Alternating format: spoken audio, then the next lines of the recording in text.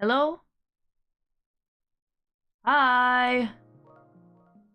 Hold on a sec. Let me adjust a little bit. This should be fine. A little bit louder. Yeah, this is probably okay. Hello, demons. Oh, that was way too loud. Fuck. Man, my GoXLR settings are just deboned. I don't know what to do. Everything was fine, and then GoXLR got an update, and then everything wasn't fine, and it sucked. Been awful.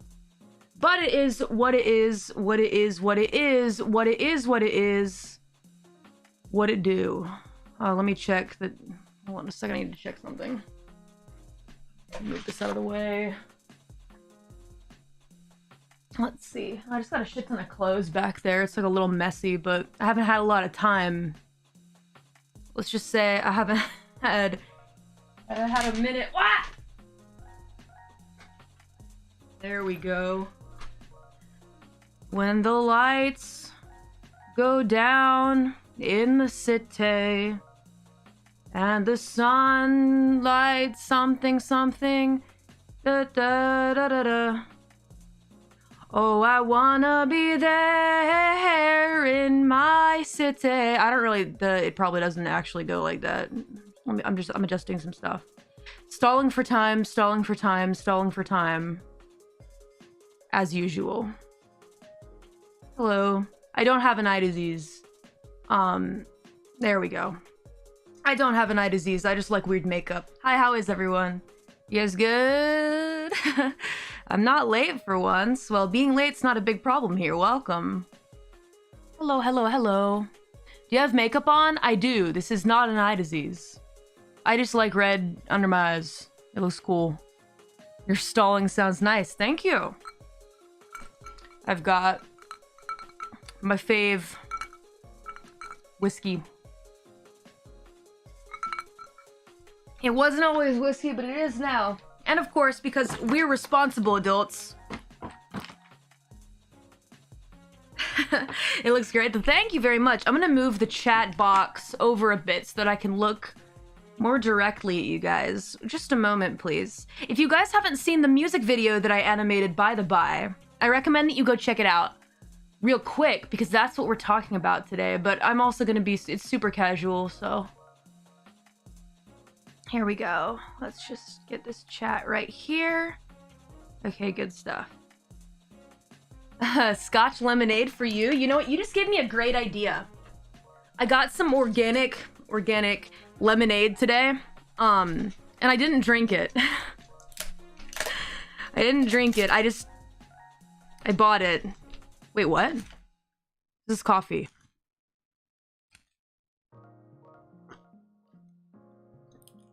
What the fuck?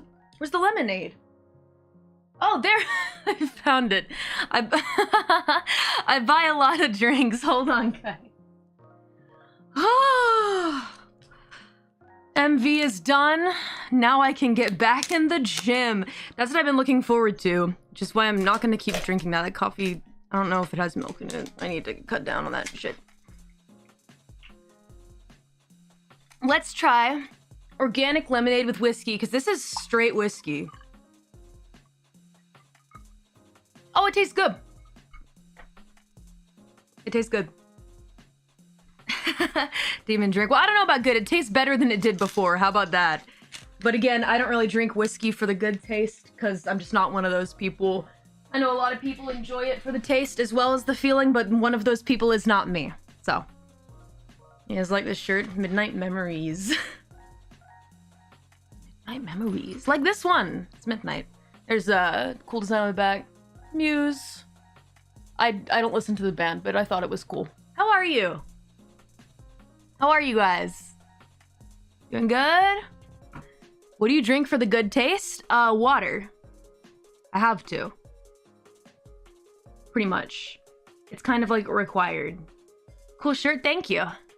I'm wearing the teeth again, the teeth necklace. This is my fave though. I'm always looking up also because that's where my monitor is. Here, let me Doing fine. How about you? Great. Now that I've gotten the MV out of the way. Oh!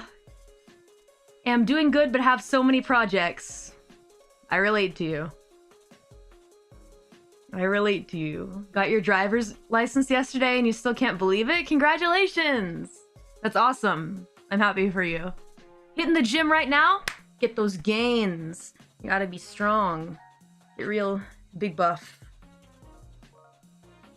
So weird, like I have tiny wrists. Like the rest of me is like normal, but then my wrists are like, you get like this much room left. I got those tiny wrists. Little raptor hands. We playing Elden Ring today? No, not today, but we will in the future. We will in the future, don't you worry. Today we're talking about the MV.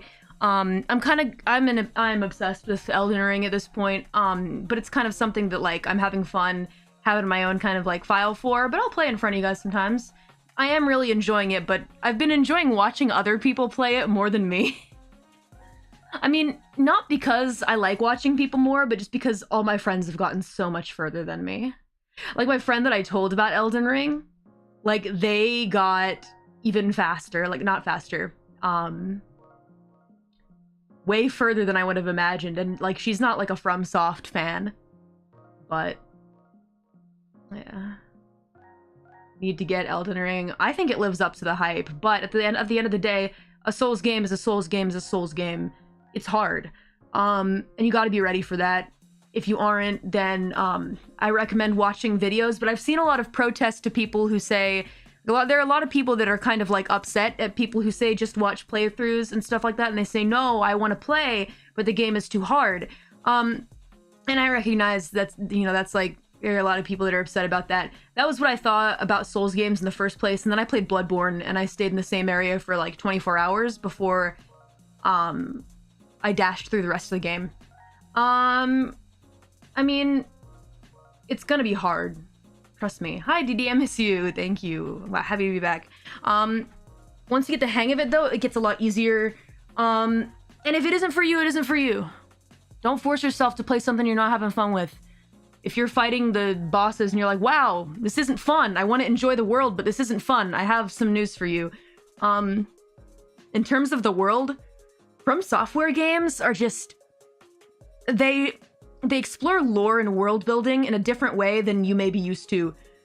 Which isn't like me trying to be like, oh, I'm an intellectual, and FromSoft fans are intellectuals who don't need ham-fisted stories to be shoved into their face. And it's not like that. It just might not... The story might not be presented to you in a way that you like, and it's not worth trying to fight to play the game and enjoy it if you're gonna not end up liking the story, because they have a very subtle way of telling the story. And so if you're playing it only for the lore, I think you're gonna be really disappointed by the way that it's presented, because the story, it's there, but it's just not it's just not what you might be expecting, is what I'm trying to say. So don't fight for it if you're not having fun playing it. It's just not worth it. And at the end of the day, don't just ride the hype because everybody's playing it, because it's a hard game. And if you don't like it enough, and the world and the graphics and the way of playing it enough to want to play it a lot and get used to it, then it just might not be worth a buy. The difficulty is part of the story. I can see where you're coming from on that one. I don't blame people that want an easier mode, and I personally, like, it's no skin off my back. I would, like, who cares? I can just choose not to. But at the end of the day, there is the issue of I get tempted sometimes to switch difficulty unless someone's watching me. And in that case, I'm like, shit, I can't change. People are watching me now. But if it's not there, then you just have to deal with what you're given. And in that sense, it made me come to really like it. So again, like I said, I see both sides of the argument. But for those that just want to enjoy the story, I really think, like, they didn't add an easy mode. They won't add an easy mode. Like, they won't do it, is the thing. It's like, I see where you're coming from, but I'm kind of like defending them from the position that they won't put it in the game. And that's just a fact. So instead of, like, you know, fighting and kicking and screaming for an easy mode, I'd recommend just watching someone play. I've been having a fantastic time watching streamers I love play Elden Ring. I'm talking about Elden Ring first. We're not talking about the video yet. Yeah. It has not for me written all over it, but the playthroughs look fun. Yeah, if you can find somebody who you vibe with, it's like watching your friend play a game, except you're not friends. Remember that you're not friends with them, but it's like, yeah. I'm so bad. Oh, hey, Rustage is here. I'm so bad at Elden Ring. No, me too. Honestly, Rustage, everyone's bad at Elden Ring. I say bad.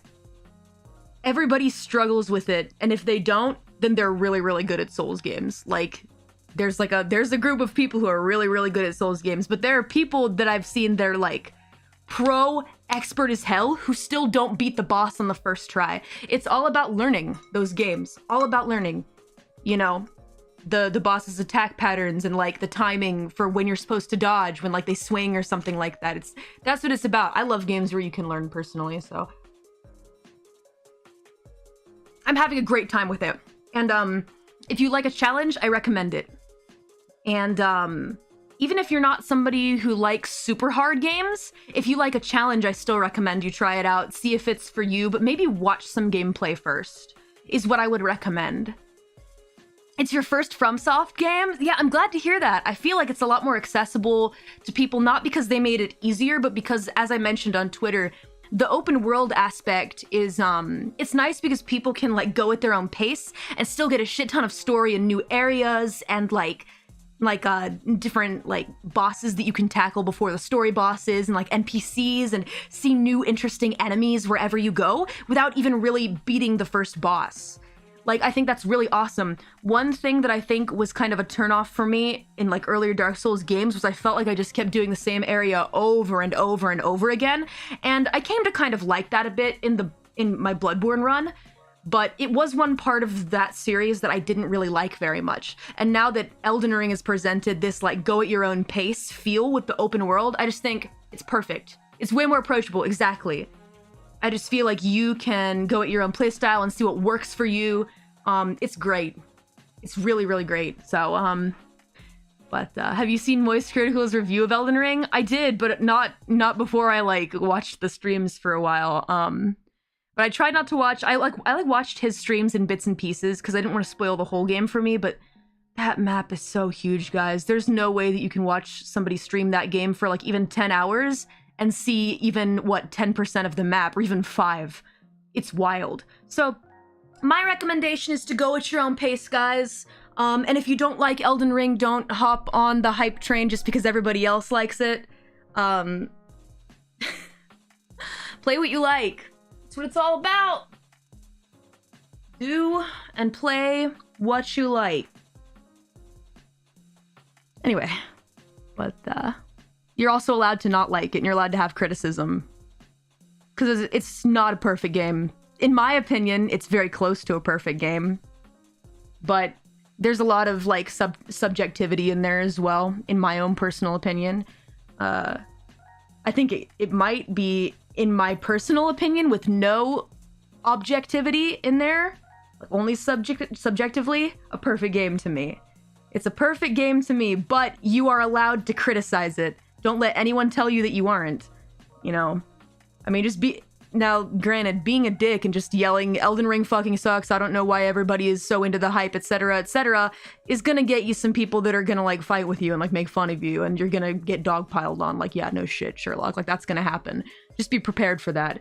But you are allowed to criticize and say it's not the best game in the world, because, I mean, I'm sure that something in there you saw could use an improvement. But I think it's great, so. Have you finished it already? No, not even close. I had no time. I was working on this music video, you see. That was what I was doing, and every second I was making this MV, I was like, I want to play Elden Ring, but I knew I couldn't, because this is really important to me, this music video here. We're supposed to talk about Kruel Kreator. If you guys, this is your last chance, go watch the MV. We're not going to watch it on stream. You need to go watch it for yourselves. I'm relying on you to go take in the experience. This is your last warning. It's in the link in the description. It's in the chat box link, in the pinned comment. Check it. Check it out. If you don't, and you don't know what we're talking about, your funeral, my friend. How's responsible? Never heard of her. KBRB. Already done, but I can put it on loop. Go watch that thing, because I was starting to go crazy there for a minute, like... This MV, man. I tell you what. It really took a lot out of me. But it's also my favorite thing I've ever made. Yeah. I don't know if Tophem Hatakyo will drop by. I know that he mentioned that he wanted to check out the stream. I don't think I have him modded. I might. It's really good. Thanks, Rustage. If he does, though, just be like, oh, Tophem's here. That would really help me out. I appreciate it. But anyway, he might come around. He might not. But I know dude has been busy lately, at least from what I have heard. So before you said it wasn't turning out well, I did. I was in kind of like, it was when I was getting into crunch time, and I was like, man, there aren't enough animations in here, and I was feeling kind of bad about various things going on in my life and friendships that, like, were kind of, like, feeling odd to me, but...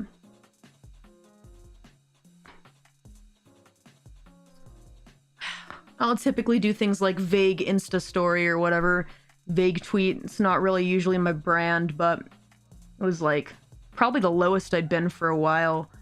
But it all got figured out, at least for me.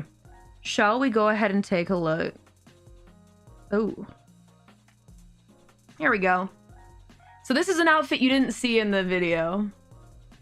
We decided to not do the soldier outfit, and we went for a ninja instead, which I think was the better move, but we did have him wearing this outfit. And then we've got pajamas.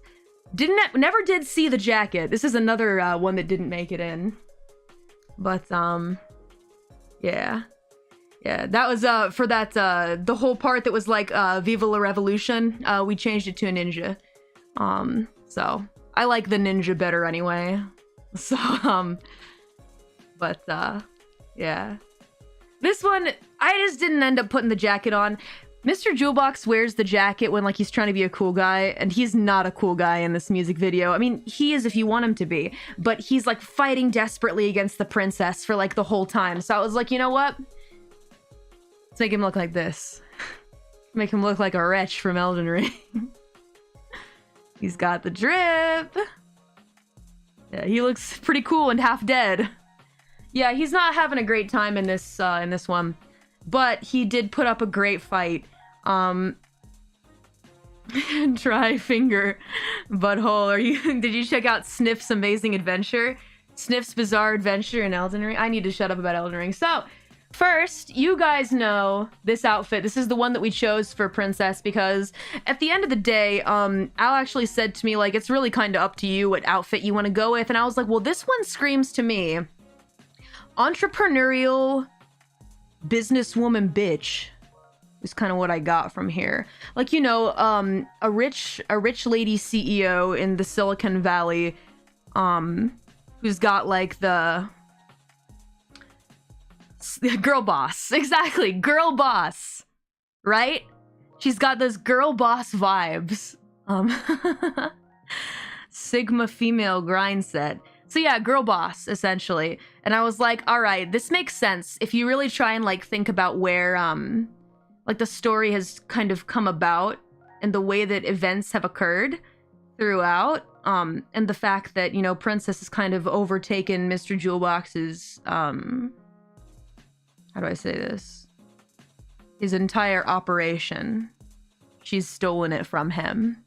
Cruella de Vil vibe. That's one of the reference images that Al sent me for, like, the thumbnail. He was like, I want Cruella de Vil vibes. I'm like, you got it. But there were a couple other outfits. There were a couple other outfits that we didn't use them, but we had a dress with a knife on the thigh, like this. I thought this one was cool. This was maybe my second favorite. Still very, like, stylish, I think, but I was a fan of like the girl boss feeling. This has a bit of like I mean, you can rock a beautiful dress regardless of your life situation, but this dress right here doesn't scream like business mode to me, you know. And then this one here, I love the ruffles, but they're an animator's nightmare. Let's be real. You know, looks like a lounge singer though. Yeah, exactly. Now we're running an empire. Now we're running a business empire about me kind of vibes. You know, the knife is cool though. I did like the dagger. I did like the dagger on the thigh dagger. Yeah, so yeah. Then we have, let's see, this one right here, which we thought was cool, but it's too like, it gives me too much like, it's like kodomo-poi, like too childish in my opinion. I wanted a more like mature vibe, businessy vibe, like girl boss ruler of a virtual empire vibe, right? And this one wasn't really, it was giving me too much of Princess 1 vibes, and just was kind of like childish. Here, I need to give you guys some love with these oshirase. Put them right here. But yeah, It's a bit childish, so we ended up going with this one right here, Girl Boss. Now, sometimes she wears the scarf, sometimes she doesn't. That's not an animator's error. I just decided sometimes she wears it, sometimes she doesn't. Bingo, bango, bongo. All mistakes forgiven. You guys have to forgive me. You have to. I pose like this. Will you forgive? Fucking idiot. Nihongo. What app do I use to animate? Adobe After Effects. I literally just put frame after frame after frame into Adobe After Effects. And then, yeah, so basically what you do, if you want to loop an animation, this is going to sound like gibberish to you. But listen, this is the plan. This is the #1 way of animating on Adobe After Effects. If you want to loop an animation, of which there are many loops in this MV, you do not have to just copy and paste every single layer over and over and over again. Believe it or not. It's called make a new composition. Wait, no, trim comp to work area. Layer, time, enable time remapping. Go down to the keyframe.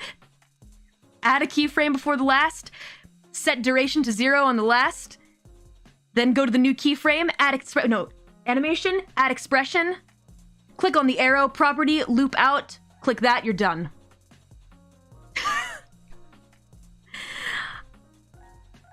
I may be dumb, but I'm not stupid. At least when it comes to After Effects. But some people may understand that. It's that simple. Yep. So what I would do is when I had a bunch of looped animations that I had to do and I had like time to kill, I just go throw on some like TV shows or whatever, and I'd just be looping animations. I'd just be compositing everything and just like looping all the animations that are in a composition, and just take my time doing that while watching TV, because you can focus on TV after that. I mean, during that kind of thing, it's brainless work, you know? I understand because I've done animations. I knew some of you would get it. It's not all just alien speak, but to put it in layman's terms, there is a way to loop the animation. It's pretty simple to do. You just have to make it so that it is really hot in here. That's not what no, you're not, don't make it as though it's really hot in here. That's not what I meant. If you turn your air conditioning down, believe it or not, you too can achieve perfect looped animations. Did you go to school for art? I did. I went to the Savannah College of Art and Design. I think that's kind of info that most people figured out anyway, so I don't really care if people know. It was fun. I liked it more for the experience than anything, of getting to meet cool people and like having a fun time college experience with my internet friends in college, because, you know, I went to college with my internet friends. We all became roommates and went to art school together. And it was fun. I did learn a lot about the industry. Something kind of interesting that I learned is when it comes to comics, there are 3 qualities. Any of you comic artists out there that like want to get in the industry, I did learn something from publishers, like actual publishers that came to look at our work. There are 3 qualities to a comic writer that you guys need to remember. And to be hired or to be like considered hireable, you need to have 2 out of the 3, okay? Take notes. This is a free one. That's not going to cost you an arm and a leg, like most art school does, okay? Here are the 3 qualities. Number 1, meet deadlines. Number 2, be friendly and easy to work with. Number 3, be actually good at drawing. You need to have 2 of those. So, for example, you could be extremely friendly and make all your deadlines, but you don't really need to be like a master at art, right?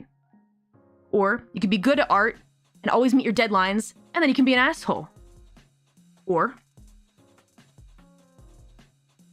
you could be nice and good at art, then you get a little bit of leniency with your deadlines. So if you got 2 out of the 3, you're good. But it's best to have all 3 of them. It's best to have all 3. What 2 are you, if I had to choose 2? I like to think I'm nice. And I will meet deadlines. But I think my art style is fine depending on the project. If it's something like this, then I think it's fine, but like you're not gonna catch me like drawing painterly illustrations and concept art for like a game like Elden Ring, right? Like, it depends on what you need. But deadlines can be harsh too, but I will meet them. Just like I met this one. It was giddy giddy, but I did it. I did it. I figured it out. So I'm friendly at least, yeah. Then meet your deadlines and don't worry about being a master at art. Now you do need to draw a little better than a stick figure, I will say. It's not a free pass to draw stick figures. I've seen some people draw stick figures and make comics that get like pretty big. But that's just my advice. Now let's see. Your art style would work well with a side scroller. I could see that. I can actually really see that. You know, back in the day, I had an issue of I couldn't figure out whether I wanted to do like cel-shaded, like cartoony stuff like this or do full-on illustrative stuff. So my past art is like this kind of style with like hyper-realistic shading. Like it was a hot mess. And like I don't regret drawing those things, but sometimes I look back at old work and I'm like, how did I allow that? Anyway, here's Kruel Kreator, which is based off of, well, I mean, take a guess. Take a guess. It's the fan that presents Mr. Jewelbox with the art. You still got a picture of that? I don't know, maybe. If I'll take a look around and show you guys next time. Oh boy, who could this be? Could it be the work of an enemy stand? You'd be correct. A lot of you guys found the JoJo reference. It was kind of hard to miss though. It was a little ham-fisted. Kruel Kreator, Kruel Kreator, da da da da da da da da da da. Stand power. How would I miss that? Go watch it again. It's just Haro. Here's a hint for you.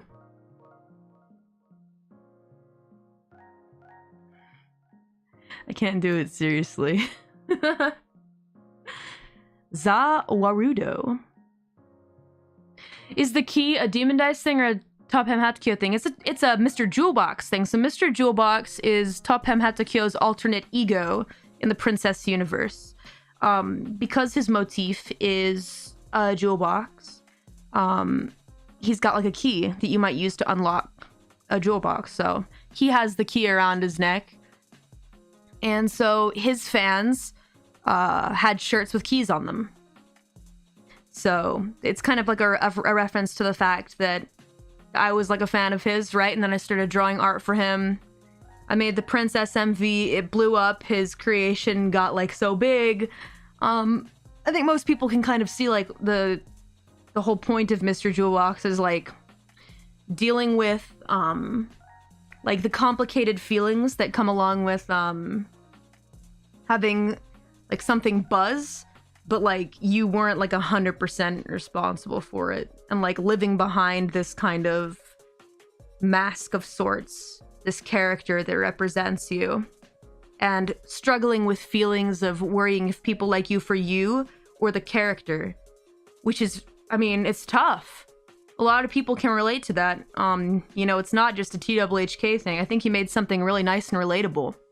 And now, because of some of the things that he's suffered through as a creator and whatnot, now he's going to take revenge on Princess, or at least try, right? And that's what this video is about. Kruel Kreator. That's the theme of this one. It is pretty wild, I will say, because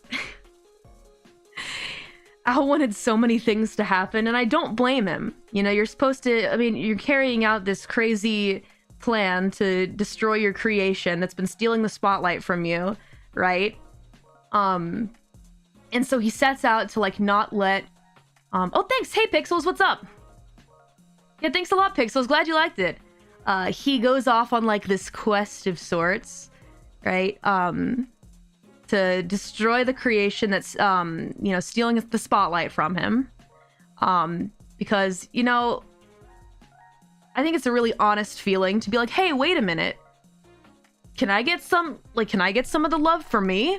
I know you guys love my character, but like, do you guys like me for me kind of thing? And like, Princess has like made him feel this way for a long time, so he decides it's time to get some revenge and stop letting her control his life, right? So, especially because in the beginning, it's not like it's unfounded. In the beginning of the MV, you see that like, you know, she makes him do all this work She says, there's a line, literally, you have to work hard. So I can just imagine the princess in the back of Ao's mind being like, you have to work hard, you know? You have to make good music so I can get more famous and more people can love me, right? And so of course he gets fed up with her bullshit, you know? He gets sick of her pushing him around. So it's finally like him being like, it's time for me to take back my role as the creator, even if I have to be cruel to you. Said the name of the MV. Ojo-sama laugh. Ha ha ha ha. I won't do it seriously. One more time for the demons in the back. Would you like to hear the Ojo-sama laugh? It's more like Ursula from Little Mermaid.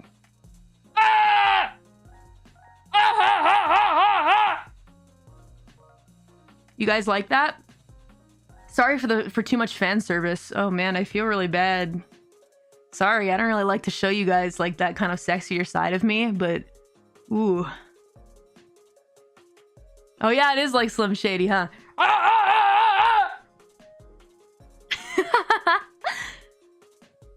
Yeah, sorry about that. Oof, yucky. I don't normally like show you guys that much of my charm. I'm embarrassed now. Now rap with it. Nah, I'm good. I'm too sleepy. I'm here to drink and celebrate with you guys. I have one whole piece of ice in here. I need to drink this quick.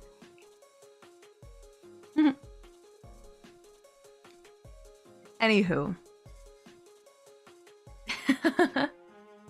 Anywho. As you guys can tell, this also was... Now, this was Ao's idea, but I'd be lying if I said that I wasn't secretly kind of hoping that this would happen.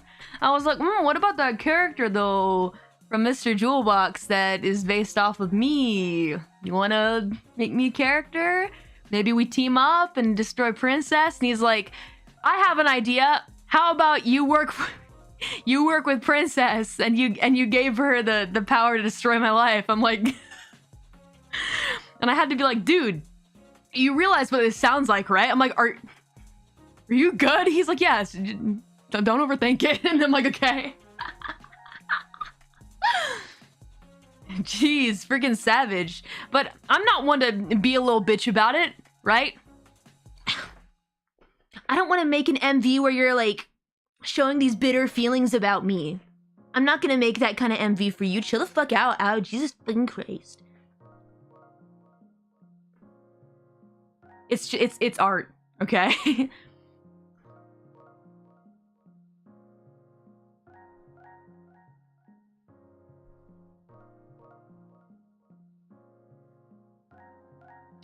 Some of you just wouldn't understand.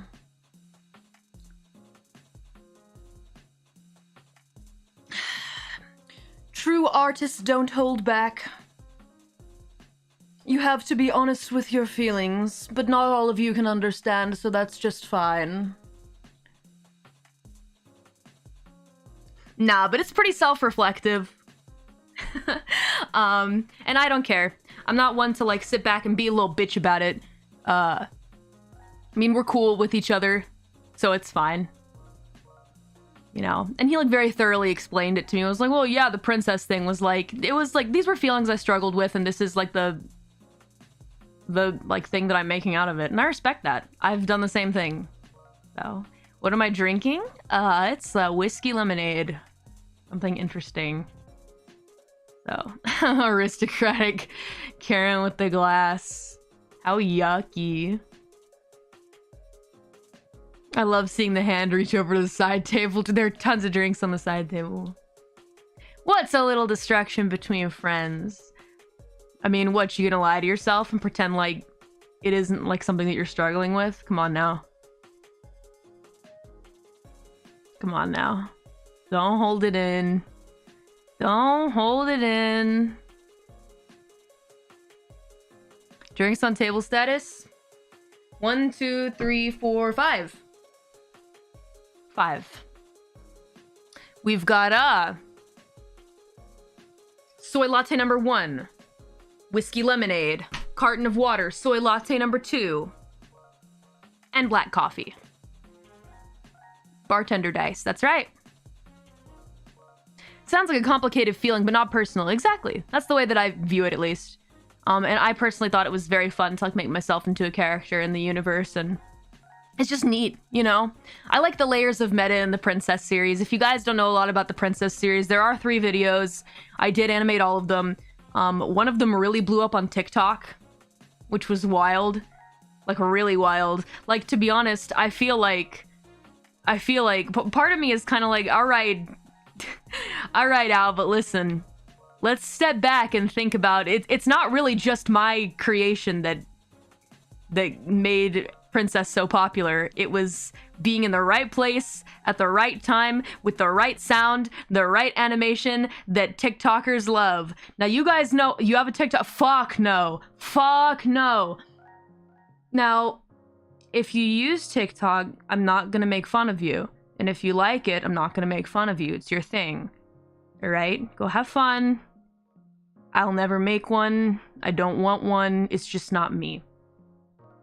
But it was a whole lot. Like, I had one when Princess blew up. How about that? When Princess blew up, I went over there to see what the deal was. It's just not for me. Everybody's got their own opinions. You're allowed to like it. I'm allowed to not like it.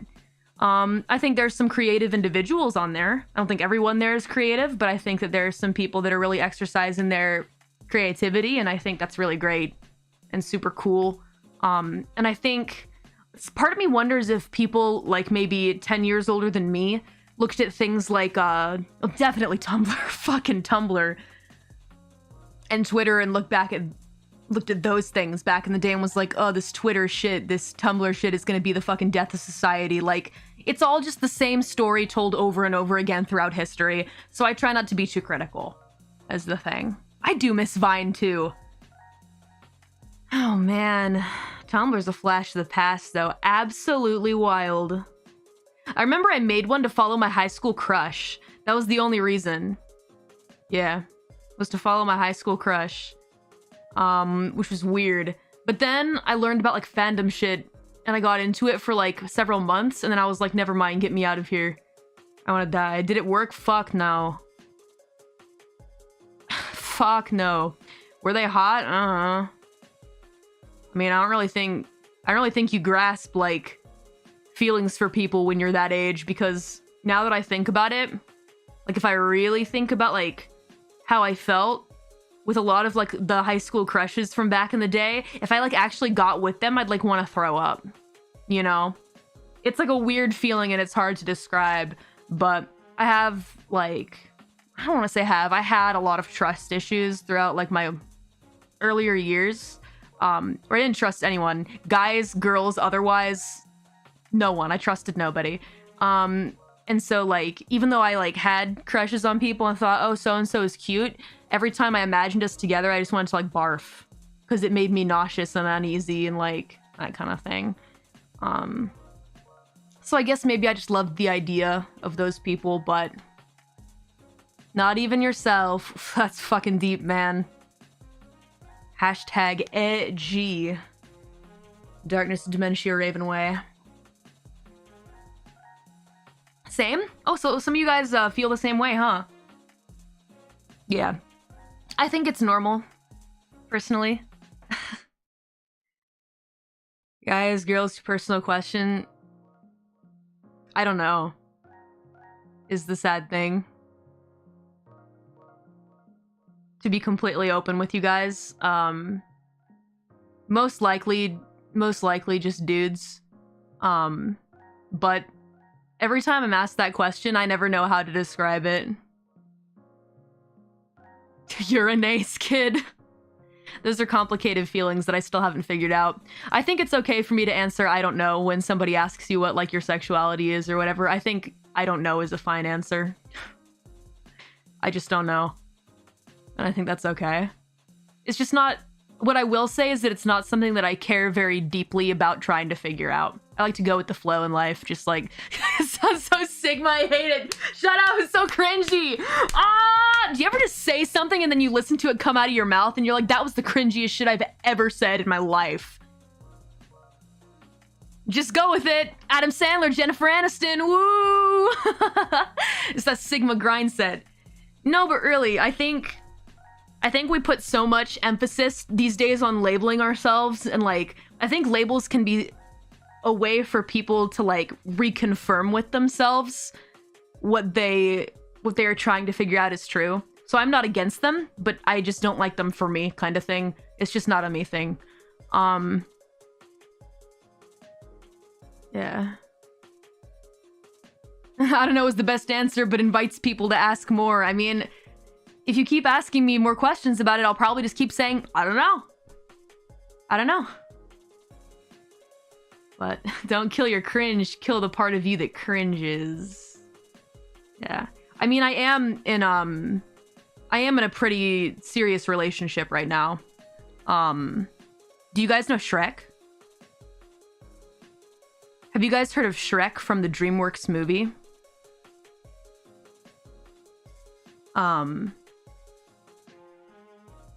Yeah. I'm really sorry. I know this is kind of like a shock to people, and I was kind of wondering how I should approach it. I should probably just say it outright that Shrek and I are like together. So I hope you guys can like understand that and like continue like supporting me and that kind of thing. And that that's all cool. Not Jolene. Jolene and I are going through a rough patch, but I'm trying to discuss the idea of polygamy with her, and I don't think that she's all about it just yet, but we're gonna get there. It's just I'm worried if she'll like Shrek. Now, he is green, and she does like green. That is a plus, but we just need to talk more about it, I think. Anyway, this is too personal. I shouldn't be talking about my personal life on stream. I'm sorry. There is a part of my life that I want to keep separate from this that involves, you know, Jolene and Shrek, and I shouldn't get too deep into it. We're here to just have fun with each other. So, you know, it's like that. Shrek has Fiona, though. Killed that bitch. I mean, they're investigating the murder right now. I really hope they find out who did it. I really hope they do. Because it sounds like a super complicated situation. But, I mean, all the best to the police that are working on that right now.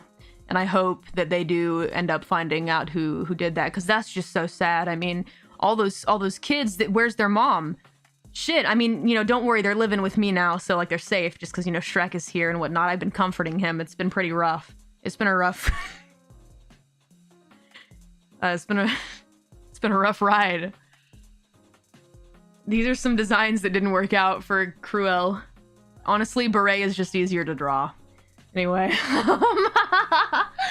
You stole her kids? No. They're just staying with me until they, you know, figure out what to do about the situation, because, you know, Fiona's dead.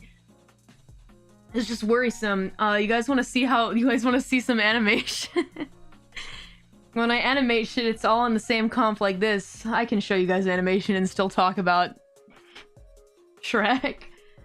What is this here? This looks really complicated. It's a bunch of layers. It's called using the same parts over and over again and just making little adjustments. Now, I don't actually, guys, I've said to you, this is screw the animations, we need Shrek. Fuck on out of here. Layers. No, stop connecting it back to Shrek. Stop. You guys are freaking monkeys. You got that ooh. You guys got that ooh brain. Frame by frame, indeed. But I don't really consider myself to be like a SRS for real animator, if you get what I'm saying. Just because, like, a lot of times what I do is what I like to call fake animation. How do I mean? Let me see if I can show you an example. Okay, let's see. So we've got this here. This is the comic scene where MJB is like, he's got like the up and down thing going on, which was just me copy and pasting his head over and over again, using the same body and editing it, making the shoulders move. So this is what I mean by fake animation. So check this out here. So this animation of Mr. Jewelbox getting shocked and whatever, very easily, without these three, let's take these away. Now, look at this animation here. Bomb, bomb, bomb. And it does something like this. It's like a little bounce. You see that bounce? You see that bounce? It's just the tiniest bit of movement, but it's all I need to simulate the idea that there's movement there. You know what all I've done for these 3 frames, all that I've done is use the transform tool. Watch this shit. All that I've done is drawn one drawing. That's not fake. But all I've done is one drawing. I'm not literally moving it. I'm just transforming it 3 times. If it works, it works. It's not fake. It's just smart. I don't know. Most of my videos are made up of this kind of stuff. 5-head animation. What I want to recommend to you is that if you're like a PV maker and you don't really like, you're not like, I don't want to just say formally trained because you don't need formal training to be a good animator. You do need lots of practice and you need to like doing it, I think. Or maybe not. I know plenty of people that like to animate or that have animating as jobs but like don't like it actually. It's always recommended. But you need to practice a lot, and I don't have time to practice a lot is the issue. So what I like to do is try to just be smart about it. I love to look for little things instead of just having it be Mr. Jewelbox goes from like this to this and that's it. I try to think, how can I make the transition more interesting? Maybe he like bounces a little bit, you know? And then like for the twirling scene right here, I think all I did here, there's this one. And then of course, obviously you just turn around a layer, right? And then there's the back, which I draw. And then I wanted to have a little bit of motion as though she's like, give it more gravity, more weight. So all I did was shift it a bit to the side and redraw her arms. That sounds just like what an experienced animator would say. I guess these are just little tips and tricks. It's very easy for me to compare myself to like animators who do everything frame by frame by frame. And of course that does look higher quality, but when you're on a time crunch and you're making this style of like cute cartoony PV, I think it's acceptable, especially when you're alone. I made this whole thing by myself, as I usually do, which I kind of prefer, to be completely honest. You guys, there are a bunch of little references here, actually. This is the way it actually works, though. Is it? I don't know anything about the animation industry, guys. I do know... I did go to art school, but that was for comics and storyboarding, not for like actual animation. So like, I don't know what they really do in the industry, but I always feel like they do everything frame by frame. So it is literally how it works. Oh, okay, well, I guess that's refreshing to know. But I mean, let's also like think about what animation we're talking about. Are we talking about like traditional Japanese style anime, or are we talking about like cartoons for like American cartoons, like Please Be an American cartoon. Like, no, let me see. Steven Universe is an American cartoon. I'm not saying that it isn't brilliantly animated, but it's a different style that I feel like would allow for this kind of like technique better, you know? Yeah, very little is frame by frame. Is that so? Damn, maybe I ought to go back and get like my master's in animation so I can understand more about this. I don't know. It's animated in Korea. Damn it! Damn it! Fuck. You never sleep, do you know? After this, I'm gonna go play Elden Ring. Shit, I have to schedule something for work. Damn it. I have to do that. I need to do like a debrief. Some other work stuff, but... Anyway. Flash animation like Arthur. You know, I didn't realize that Arthur was flash animation until like I watched the finale episode just for the meme of it, just for the nostalgia factor, yeah? And I was like, oh, Arthur looks a bit different. Still good. It holds true to the original. But mostly keyframes as far as I know. But they do need in-betweeners for stuff. Like the really smooth animation that you see for some shows. Like, damn. What do I use to draw? Paint tool Sai. Super freaking old school.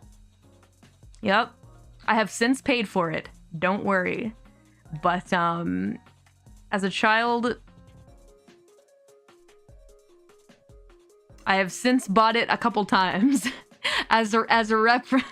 What is it? What is it? As like what is it? Recompense? No, that's not the word.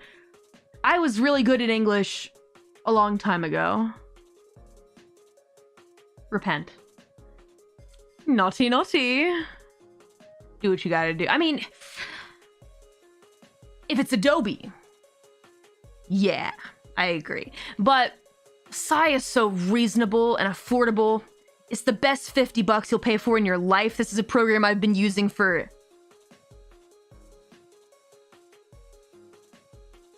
13 years now. 13 years I've been using Paint Tool Sai. Why try to learn anything else? Well, probably because there are ways to streamline things. But when I open up Clip Studio Paint, I don't feel at home. You know? When I open up Paint Tool Sai, I know how everything works. And I just draw. And it's simplistic. I don't need super, like, crazy textures or special brushes or anything. When I'm doing this kind of work, I open up Paint Tool Sai and it's like, there it is. Draw your freaking cartoon. You know? Comfort matters. Exactly. Exactly. とても強い。ありがとう。いや、嬉しい。It just works. Now, Photoshop, I use... It doesn't make sense for me to not have a subscription when all of the stuff that I'm using, it's like, I've got After Effects, I've got Photoshop, I've got Adobe Audition for when audio files just aren't working for me and I need to just record a quick demo, slap that bitch into Adobe Audition and just use this mic, use the stream mic and make a demo. It just doesn't make any sense for me to not have a subscription. When are you playing Elden Ring? I don't know. I don't know. Let me think about it. I kind of want to play on my own for a little bit more, but what mic is it? It's a Shure SM7B question mark ... with a Go XLR. Start rapping. Yo yo, Demon Dice in the house. Everything was, you could not hear shit. I was gonna connect it with that Christmas song. Not a creature was stirring, not even a mouse. I don't feel like a Bloodborne though. Nah, I've kind of got like some other like plans in place, so. But for here, we'll still play games, don't worry. The situation's kind of changed for me. I actually also don't have a lot of time to play. That's not a Christmas song. It's a nursery rhyme. I promise not to backseat if you do play. I mean, you're allowed to. I'm not gonna be able to stop it. People in chat aren't gonna be able to stop it. It'll just happen, and we let it happen. I feel like it's kind of like backseating and Souls games just come hand in hand with each other. Like the best Souls players I've seen in my life still get people backseating in chat all over the place, and it's not gonna go away. So like getting upset about it is probably not, it's just not gonna do anything. So I think it just sucks though, because occasionally people do give like well thought out, not really long necessarily, but well thought out tips that are really helpful, but they get drowned out by people spamming the same thing that like I know to do. Hey Karen, maybe you should try and do this thing instead. Maybe try using this weapon against this boss. This boss is weak to this thing. Is drowned out by stop rolling so much, stop rolling so much, stop rolling so much. Yeah, I know. I know. I know. I know I'm rolling too much. Funny thing is, I actually don't think I'm rolling too much. I'm looking at my stamina bar the whole time recently. Try finger butthole. Stop it! Yes, the stop rolling. Why? There are plenty of people that play Souls games without a shield, by the way. And like they do it damn good too, because they figured out how to do it. Play the game how you want. You know, most people know that. And I think most people trying to give advice have the best of intent, but when you get into like this like it's not a mob mentality, what's the word for it? You get into like a funk sometimes in chat where like for whatever reason everybody's saying the same thing, but like you feel compelled to say the same thing that they're saying. Here's an idea. Don't do that. If I'm in a stream and I'm watching somebody and somebody says something to that streamer like, do this, and I'm about to say it, I don't say it. Don't. Shields are cringe. As a two-hand weapon user. Two-hand! Now that's a level of chaddom that I hadn't thought of before.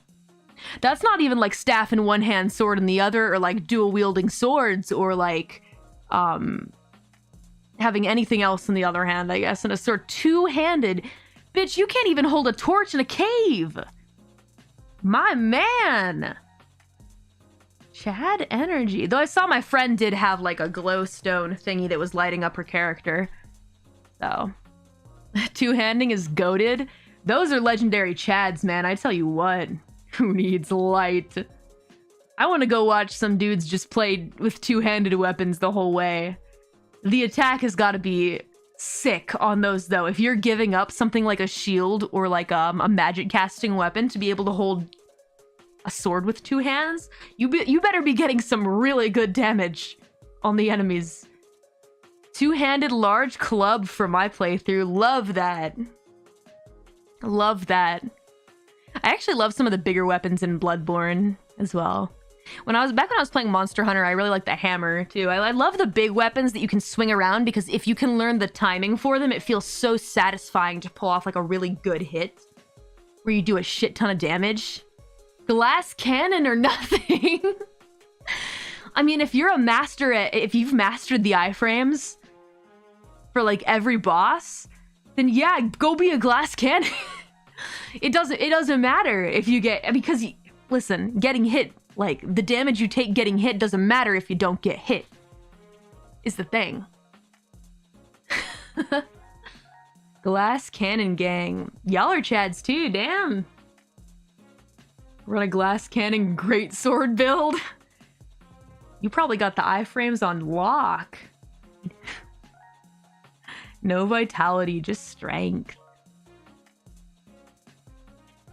Every HP past one is fluff. You're going for a no damage run?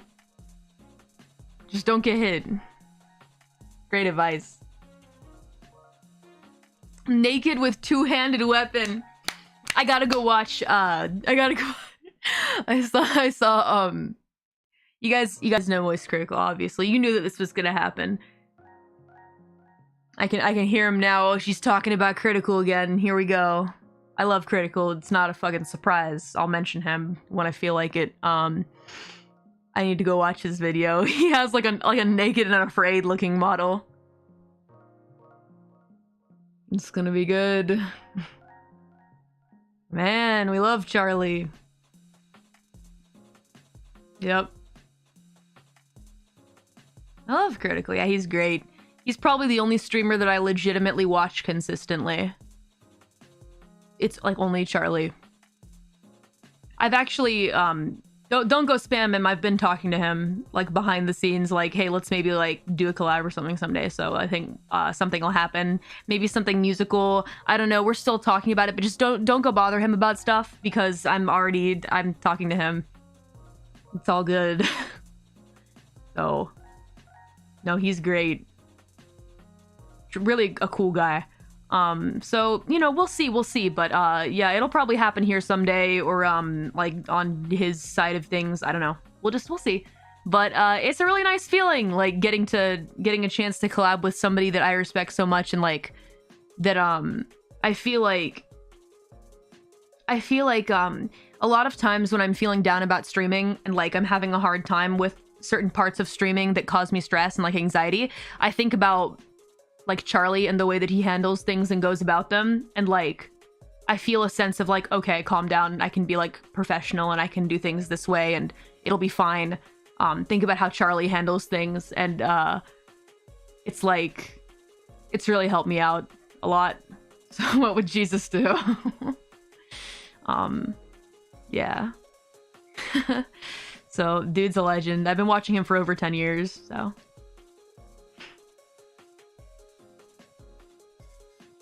My best Charlie impression. Whoa, baby! That's what we've been waiting for. That's what it's all about. Woo! I mean, he said the meme is dead though, so. What's up, everybody? It's Critical. Today I'm gonna be playing Fatal Frame. Let's do this shit. Hello, apparition from the asshole.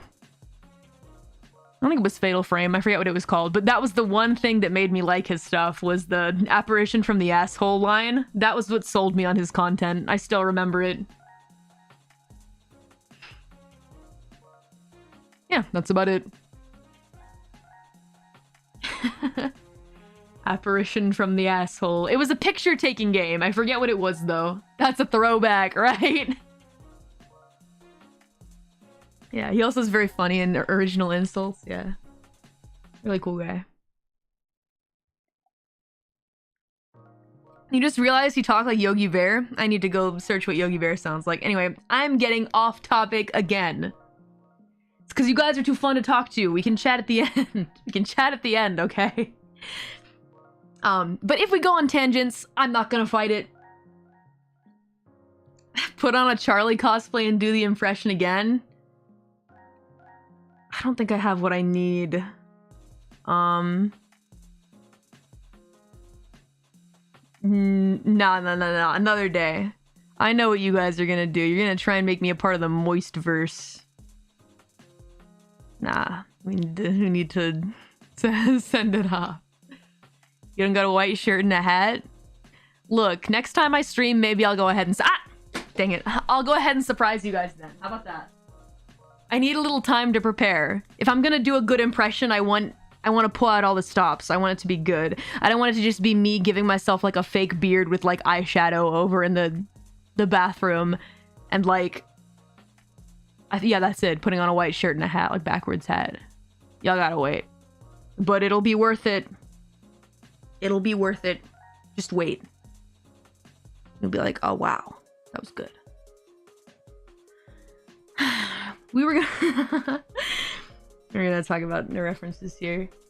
Hey, do any of you guys listen to... Have any of you guys heard like Fake Type's music, Top Hamatsukiyo's music? Dude's pretty much like the reason that I'm here anyway, to be honest, when I really think about it. Making the princess video led me to meeting friends that led me to where I am now. So princess kind of changed my life too, actually, in more ways than one. I feel like creating Princess was the most internet fame that I had ever had in my life at that time. Fake Type gang, woo! Fake Type! Heard a few? Yeah, it's, I think most people have heard Nightmare Parade, I think, especially if you're in the furry fandom. You've probably heard Nightmare Parade.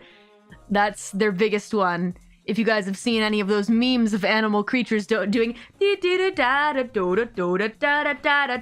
was super funny. I was reading the PPP interview that they had in the art book that PPP made with Top Hamatsukiyo and Daisy Iwasaki of Fake Type, and they were doing an interview, and they started talking about the meme, right? The furry meme. Everybody drawing their original characters, dancing to Nightmare Parade, and the motion was like this. That was literally it. That's all that it was, right? So they brought it up, and Daisy Iwasaki was talking so much about it, like, we had no idea about any of this. We went in to the meeting that we had with our agent, and they brought it up and said, this is really popping off in the United States. It was so interesting. And like Dice went on like this long rant about it, and like the other animators were like, yeah, it was really cool. I guess apparently we're popular amongst the so-called furry fandom and whatnot. And all that Al said in the interview was, we had no idea this was happening. And you could hear through a confused smile tone in his voice. But in the end he accepted it. I got no hate against furries, by the way. You guys live your truth and love what you do, love the things you create. I don't fucking care. Do what you want. No hate against the furry fandom, but I guess Al like didn't know anything about the furry fandom. So like, imagine being like this dude who's never seen anything like this in his entire fucking life, seeing this kind of stuff and being like, huh? Like for me, it's simple. I've grown up around furries everywhere on the internet. Furries were maybe the first thing I saw on the internet. The first thing I ever drew and posted was a cat with emo hair. I think I posted about this on Twitter. Furry lovers unite. Ringo. I'm gonna message you about that little comment you made later. I have questions for you. You're probably trolling me. You're trolling me, Ringo, 100%. Gotta love warrior cats. Exactly. Ray, I didn't know you were into warrior cats. Fuck yeah, my man. Shrek equals furry confirmed. Is an ogre a furry? I don't think so, but ogres can also enjoy furries, I think. Again, we're not here to clown on or make fun of furries. I respect being passionate about shit you're passionate about. But I just think it's funny imagining somebody that knows nothing about furries being like, what is this? And later on in the fake type song Akuma Drive, which was the special fake type song that was put on Ao's for solo album exclusive to the Village Vanguard release. I have a copy, it's super good. Ironically enough, the song that doesn't get, like, there's no way of accessing it overseas has the shout out to the furry fandom. Grazie kaigai no kemona no kyodai. Grazie kaigai no kemona no kyodai. Ah, woo! And then there's a wolf howling in the background. Grazie kaigai no kemona no kyodai. Which literally translates to grazie, thank you. Kaigai no, overseas. Kemona no kyodai. Kemona tte, furry. Or basically like a kemono. It's like a human anthropomorphic animal. No kyodai, brethren. Literally, thank you to our overseas furry brethren in the lyrics.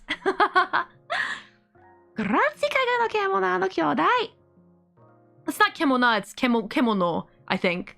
Grazie kaigai no kemona no kyodai? Maybe it is kemona, I forget. Yeah. Keno Mimi is like cat girl ears, something like, I thought that was Neko Mimi. You're thinking of Neko Mimi. But maybe they switched it around. I don't know. Anyway. Demon Ice. How do I become famous? That's a good question. I didn't really think about this. I don't know. Be lucky and be passionate, but you have to have both. Or I've seen some lucky people that aren't super passionate. However, it's much less likely. You increase your chances by working hard. Yeah. Kemo no mimi. Animal ears. That makes sense. Thank you. PWHK is the reason I got into Demon Dice. Didn't regret a single second spent. Now that is something I don't hear often, and I love to hear that. I'm still really grateful to Top Hamatsukyo for giving me the chance to do work for him, to be honest. Here's another example of my animation techniques. It's 2 frames, but... So I drew 2 frames, but it's 4 frames. And it looks a little more animated and lively. Now let's take a look at the background too. As you guys saw, if you guys haven't seen At Atelier, it's Fake Type's new song, animated by Mori G. The animation is fire for that video. Like, that's like chef's kiss. This is the main character. The green one is the main character of that animated music video. And then the other 2 are from Yummy Yummy Yummy, which is a Fake Type music video that I animated as well. If you guys want to go watch that, that's another favorite of mine. I think it got over 3 million views, which is really exciting. Thank you guys, everybody who's liked it. I want to get Kruel Kreator above 1 million views. Soon-ish. So if you think you have a friend who might like Kruel Kreator, it would make me very happy if you would spread the word. Don't shove it in their face if they don't like it and you think they're gonna call it cringe. I mean, well, that is okay if they call it cringe. They're entitled to their opinion. But if you think that they're not gonna like it to the point of them thinking it's cringy, don't send it to them. Use your better judgment. But it'll hit it for sure. I hope so. Gome na bawang. I think the dance is a little bit. Like, what is it? It's like, yummy, yummy, yummy. Hey, Gominam bawang. The dance for this one was like Kreator. I can't flip my head. So I guess we're not going to be TikTok famous. I guess TikTok fame is not going to come to us after all. If the intent was to create a famous TikTok dance that would pop off, I lose because I can't flip my head and I'm pretty sure all of you can't. So, but whatever. We did it once with Princess. Not with that attitude. Yeah, it's not happening. Oh, we're not TikTok famous. No! Don't tell me that. I can do it, but just once. Save your energy. Task failed successfully. Got us there. Maybe it was all part of my plan to not let it go viral on TikTok, but I'm not gonna be one to complain about that kind of thing, by the way.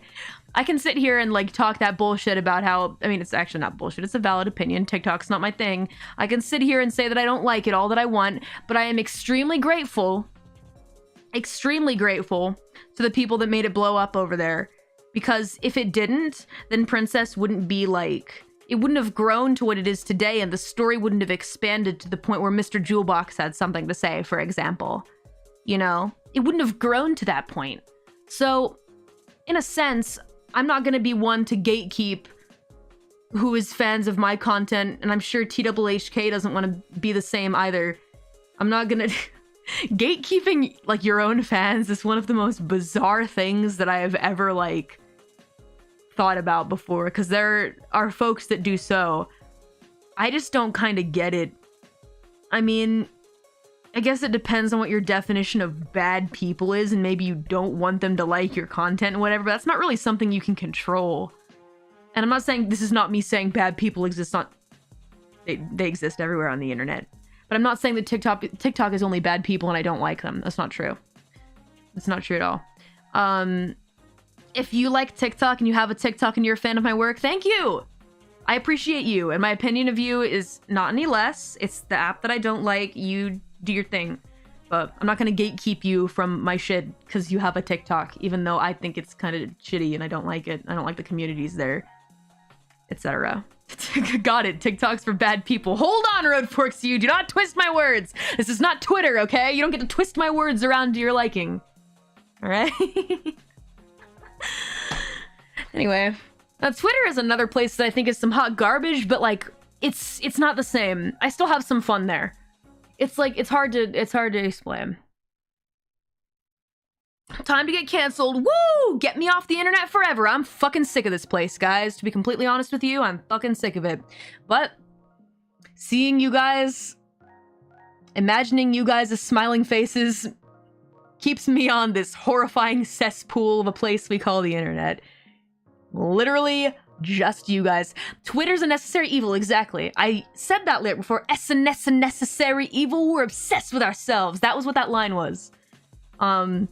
It's a necessary evil. You need it for business, right? You need it to put out your stuff. And to be honest, I put out some, like, thoughts here and there. But, like, I try to make Twitter the Twitter. Like, I keep my Twitter the way that I wish I saw other people's Twitters, where it's just, like, you just tweet, like, things you think.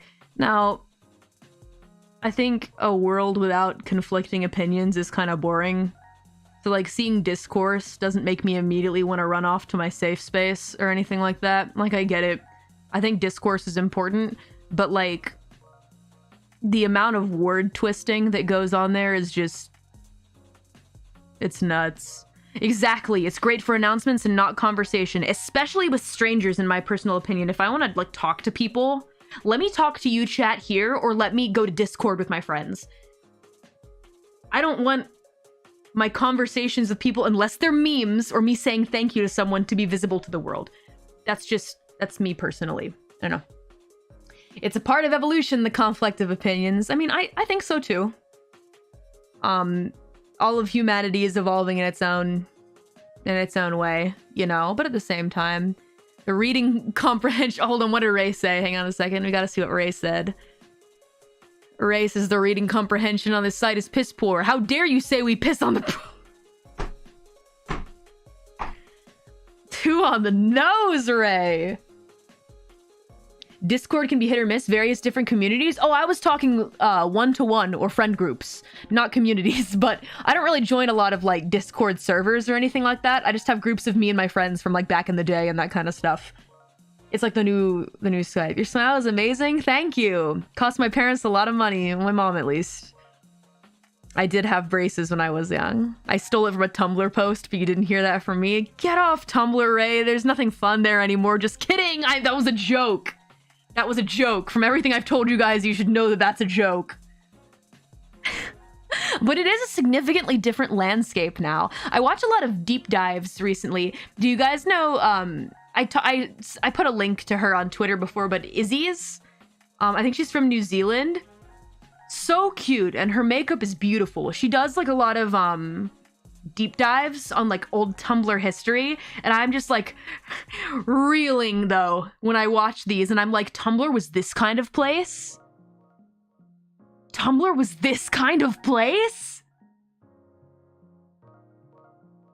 There was like, oh hey Creepy, it was so good. Did you see that?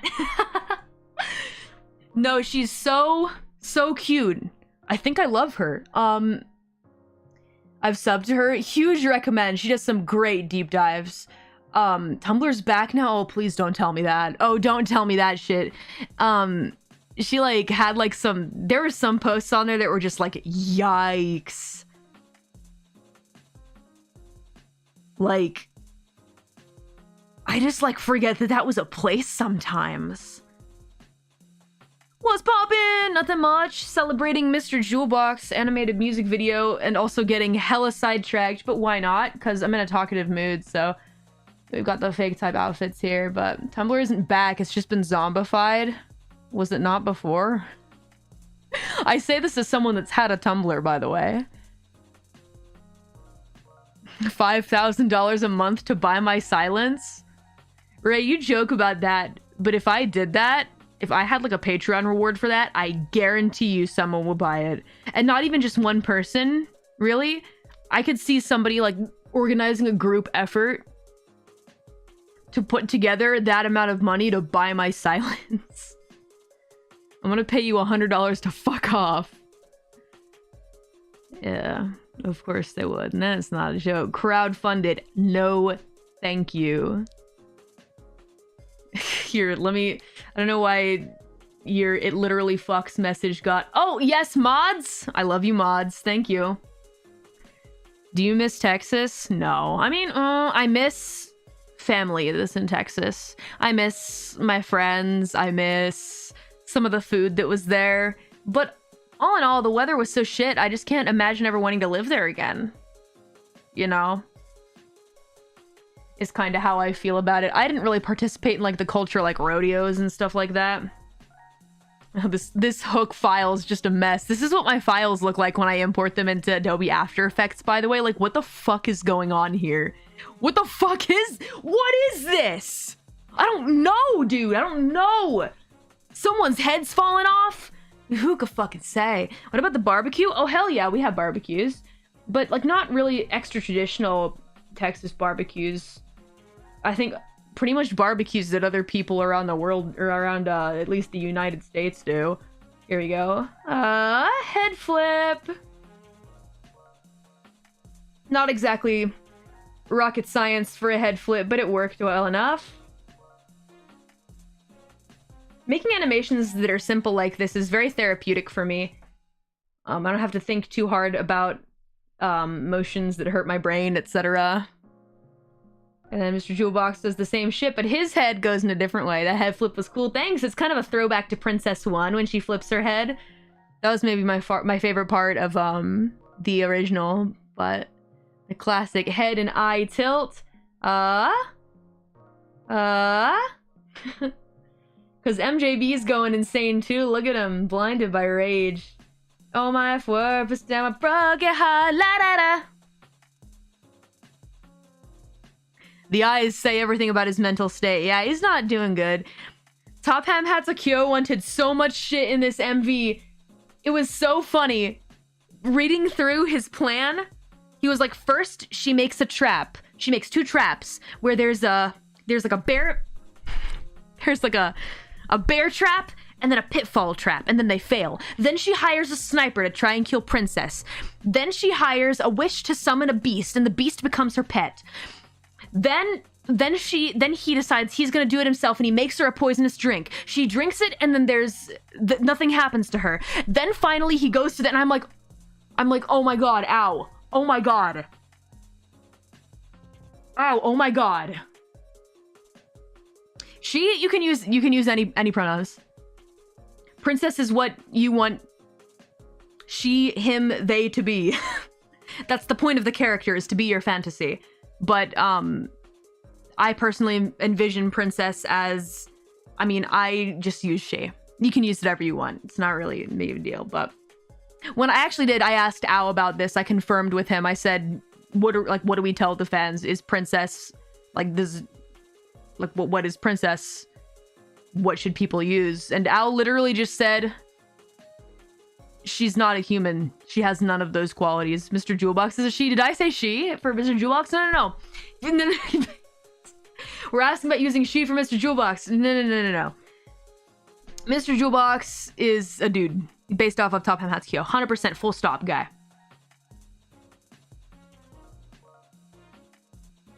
You are asking me what my pronouns are. She. I am cisgender female. Female. Yeah. I like saying... I feel like sometimes if I say words like in a different way, it'll make them like... Where am I trying to go with this? Those women's. Those females. I don't know. I just do it sometimes. If Baron Ham and MJB touched, does the world end? We haven't tried it yet. Female. She's a woman. Those fucking women's. Women exist, bro, I know. What? I just found out too. Feeling a little quirky. Not like the other girls. I'm different than them. I say female instead of female. I'm just not like the other girls. You're a girl cringe. You know, being a girl's so cringe these days. Fuck. Women on the internet, that's not real. Iron Man is a female. Shut up! Get out of my chat! I'll kill you, bitch! Damn it. Cringe Nation. I'm Iron Man. I'm a female. It's terrible. I love it. Yeah. Ban that dude. Ban him. Don't ban them. Don't. You guys know I'm joking. My mods know I'm joking. Getting killed is cringe. Especially if you're playing a Souls game. Do I use any plugins on my voice? Nope, just the Goic Solar. But yeah, anyway, back to Princess. Princess is literally a demon that changes according to people's fantasy. The ability to please whoever falls upon the demon's visage, pretty much. It's a part of the meta. It's part of the meta. See, it works in a way that when people saw the first Princess MV, everybody had conflicting opinions on whether Princess was male, female, both, neither, or something else. And in a sense, people began to imagine the princess being that kind of character, and so the princess became that kind of character.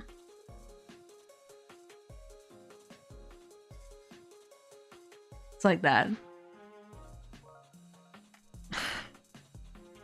Succubus, hoo-hoo. That actually is the word that Ao used to describe princess to me. Princess is whatever you want princess to be, is the fact. That's deep and great social commentary. Don't say that. Don't say that or we'll be cringe. We can't say it out loud. We gotta let them figure it out. Damn it, I said it. Now we're cringe. What do we do?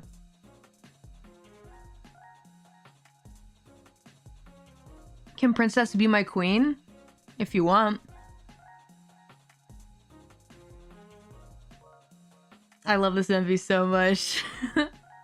We were always cringe. How did cringe become like a shitty or rude word to being like just a meme? It's super funny to me. I guess I was off the internet for too long. Because like about 10-ish years ago, using like that word to describe anything, like I recall people trying to cancel me for saying that word because they said it was like really like heavily offensive and bad. I don't know if it was just where I was on the internet, but when I came back to like the internet away from Japanese rap, suddenly everyone was saying cringe, and I was like, oh damn, shit, is this, oh no, ooh, is this a bad thing? Cringe is based and base is cringe. Yet another word that lost its meaning, huh? You love to see it. I don't know, the 2010s were wild. Sometimes they feel like a fever dream, huh? Yeah, like simp is a meme. Simp doesn't have a meaning anymore. I'll go into a stream for just like a random dude.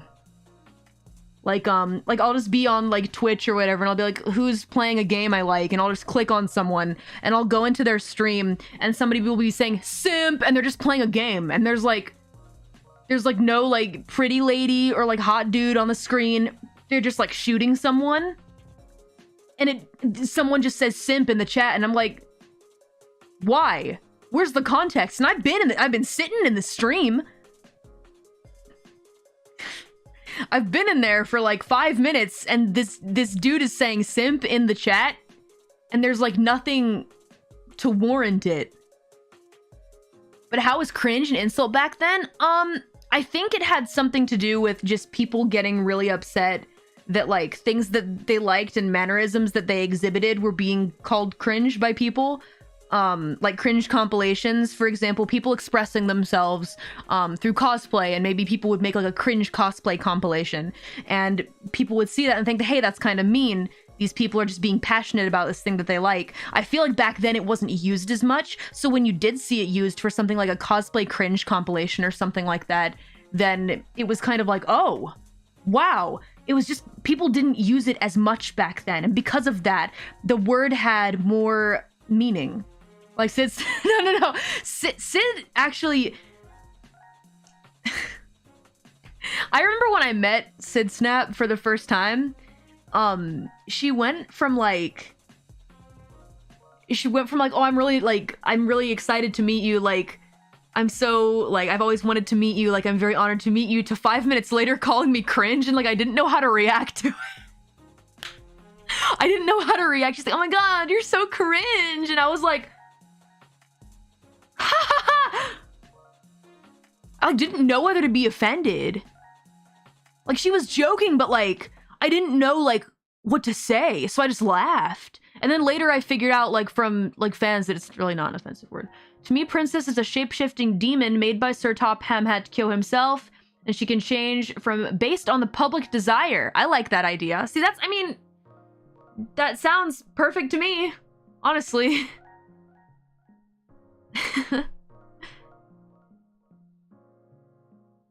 I have to go have fun, y'all. Bye-bye. The people being called cringe started owning it, I think, which is how it changed. I can see that. It's so weird how, like, we all kind of, like, I feel like the internet goes through this loop of self-awareness where, like, we see what we do, reflect on our actions, make fun of our past selves. All throughout the history of time, I've seen it done. So, Princess gives me Kreator vibes. I've actually heard of that. I've heard of that before. I have friends that like to participate in like comic tournaments that mention that before. Making like an original character and competing in a comic tournament, and the internet can square up. That's right. Similar to how nerd became a bad thing to a good thing. That is true, but I feel like that's a weird word to, I don't know, I hate saying that. Yeah. Not just internet, it's human nature. Internet is the perfect simulation of a world where humans can't hurt physically that easily. Oh, that's a really interesting way to think about it, actually. Damn. Weave is another good example of that. Oh, that's another one that I just don't think of very often, but yeah. Ah, the weeb thing, huh? Damn. This is a cute little expression. I'm basically just showing you guys how like my layers work. I think you guys kind of get the idea of how my animation style works. This is also 2 frames made into 4 for the sake of being able to animate quickly. And then this was fun, animating a cape. This is probably the closest we get to what I consider to be a real animation in the entire MV, is this cape movement right here, and it's like shoddy at best, but I worked with what I had, and I don't think the hat looks terrible. If you look at it in the MV, it's kind of cool, and the clouds move. The MV art style is very cute. Thank you. I think that this is what, Sakuga? I think this is like what my art style was made for. MVs like this. So, only found my music within the last year. Well, thank you very much for coming. Thank you for becoming a fan. Top tier animation. If you're alone, maybe. Demon Dice does rap and animation. Yeah, animation was what I wanted to... Well, not animation specifically. I wanted to go into art first, but it didn't end up working out. I just do it for fun now, like drawing and animation, and I don't think any of us had a choice in becoming fans. When you say it that way, actually, I kind of feel the same, especially about like Top Hem Hat Kyo's work, for example. I didn't really have a say. I didn't really have a say in whether I liked the dude's music. I just did, and now I'm here. It may not be quote-unquote legit animation, but there is a lot of charm to how you do it. Thank you. I'm glad. I'm glad you see the charm in it. I mean, it is pretty much a glorified PV, picture video. I don't really know what the letters stand for, y'all. But I'll take that, because I am one person, and animation actually isn't something that I consider myself to be like, it's not something that I can like, it's not something that I consider a skill, but I think drawing is a skill. For me, I consider it a skill. I don't consider it a skill for me. I need to finish my sentences.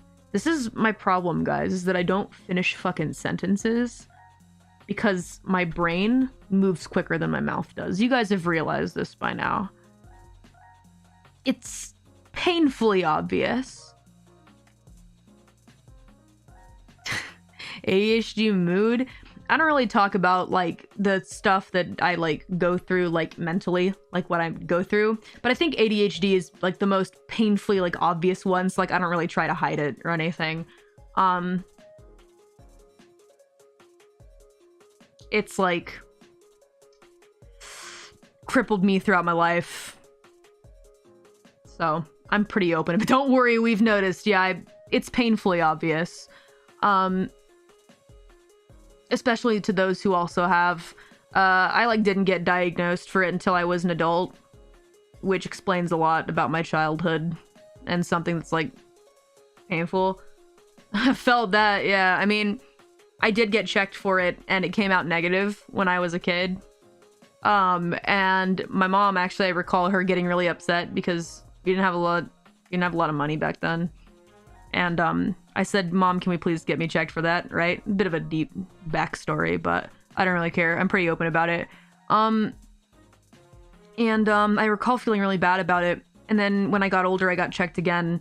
And the results came back and they're like, dude, you have like intense ADHD for like, and you've like had it your whole life. So yeah.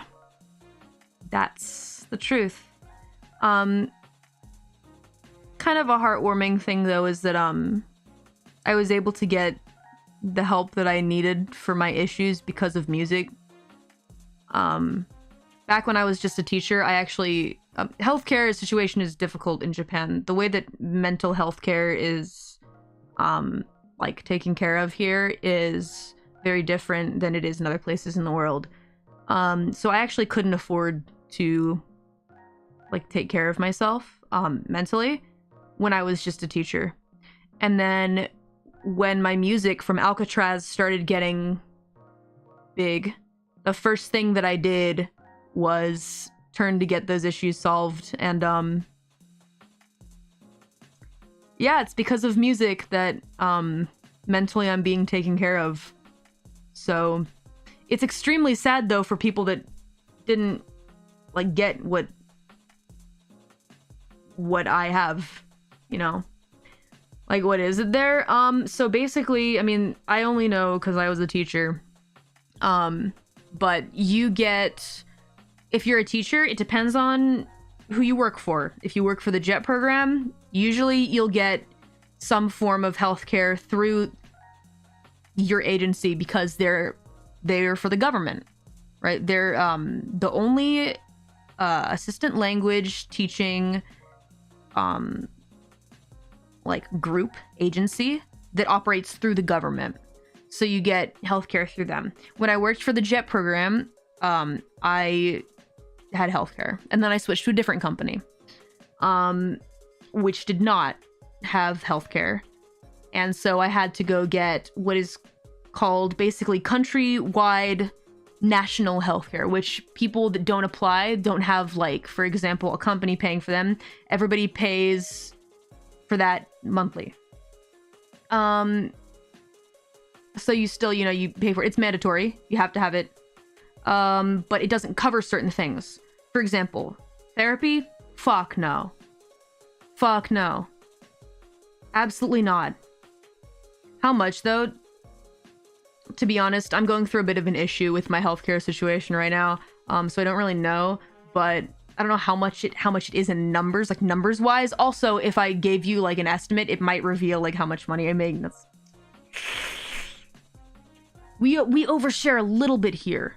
I'll tell you I have ADHD, which is something everybody fucking knew. Like legit ass everyone could tell. But I can't let you know how much I make, sorry. That's a secret. That's a secret. Nah, but I've been able to manage it really well. Yeah.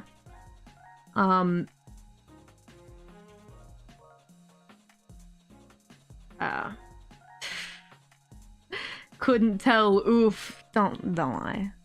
I don't finish my sentences, man. The way I talk. But anyway, I'm able to take care of myself now. A lot of that has been me, like, learning how to control my situation. I feel like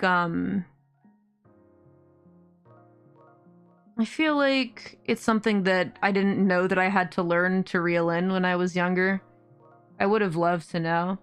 So weird thinking about back in the day, being in like high school, for example, and like kids were like selling Adderall all over the place. Like, oh yeah, here you go. I don't actually need it. I don't actually have ADHD. I faked the test so that I could get the drugs. And then they sell them to people. And then I'm like,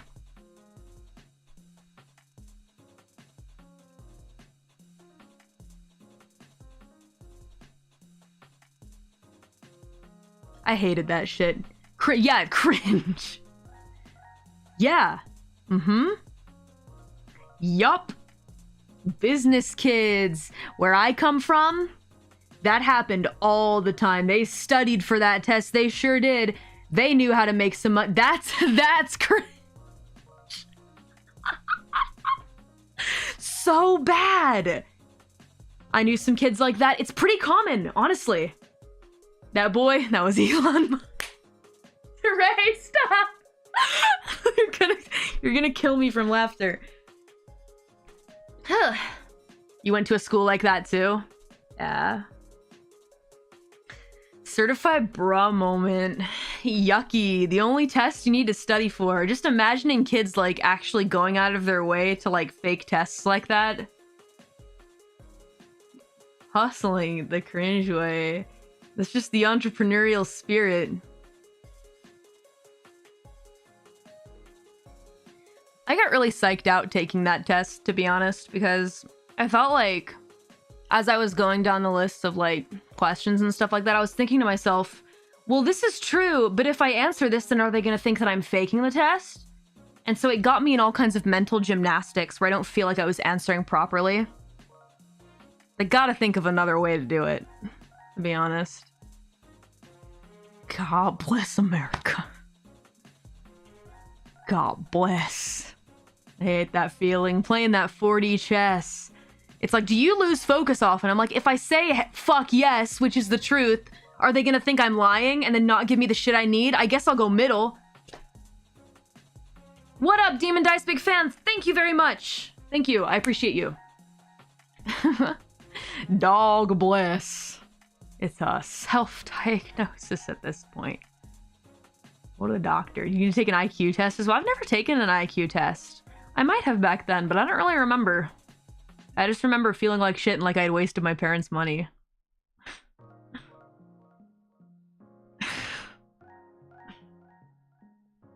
Yeah. America.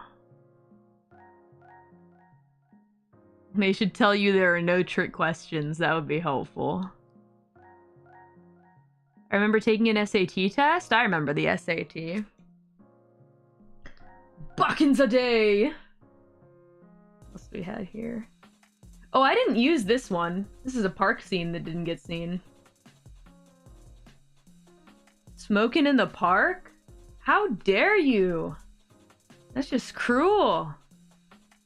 How could you do that? Oh, the smoke is a different layer. Oh no, bitch, you are not smoking in the park. Get the fuck on out of here. I took an ACT just last week. Good luck. Girl, scandalous. Connor P. I'm so sorry to hear that. That was the opposite for me. My parents tried to convince me that I was going through that shit. But no, they just cared about me. That's all. They just cared about me. But back then it was a complicated time for me, so I feel like the demon dog might be worse than smoking. What do you mean? It's just Fido. Oh, you know what else didn't get used? This one. It didn't get used because there wasn't enough time, guys. You guys saw verse 2. That shit was moving faster than the speed of light. Like, what the fuck was going on there, right? So this shit didn't get used, and this was supposed to be like a wiggle effect, right? The only effects, expressions, animation that I ever use are loop out and wiggle open parentheses 30,5 close parentheses for like a really jittery one. For example, like Mr. Jewelbox's arm moving. But in this case, it might be the strength might be like a 30-10 or like a 30-20. That's 30 shakes at 10 strength. 30 shakes per second, by the way.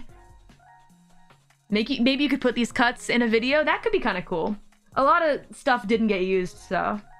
And there's the meat shop scene. You guys see that. If you guys have seen Yummy Yummy Yummy, you guys know that these butchers are from the Yummy Yummy Yummy universe. The fake type universe, which if you guys take a little look-see right here is really interesting because in the fake type universe, characters only have 4 fingers. And in the Mr. Jewelbox universe, characters have 5 fingers. A little bit of trivia for you there. So the worlds are colliding. But that was one thing that Al actually mentioned to me when I was animating for Yummy Yummy Yummy and I gave the characters 5 fingers. He was like, nah. They gotta have 4. Mr. Meaty! Actually, this big Meister guy character is based off of what I imagined Ao's ham Meister looked like. Probably didn't look like this. And the little master is Ao, as like a little ham Meister in training. Because for those of you guys who don't speak any Japanese, Top Ham Hatokyo used to be a butcher. A ham butcher. So he went straight out of high school, went straight into working at the butchery and was basically slicing up pigs for 3 years of his life, training to be a ham butcher. And then after 3 years, the Meister said, all right, you've trained for 3 years. Time for you to come become a Meister like me. And Ao said, no thank you, sir. I'm moving to Tokyo to make music. And the Meister was like, what the fuck? And Ao left to do music. But he was a Meister, a ham Meister back in the day. And that was his job. So the little Meister is based off of Ao. So yeah, that's his lore. That's amazing. I know, right? It kind of reminds me of myself in some ways.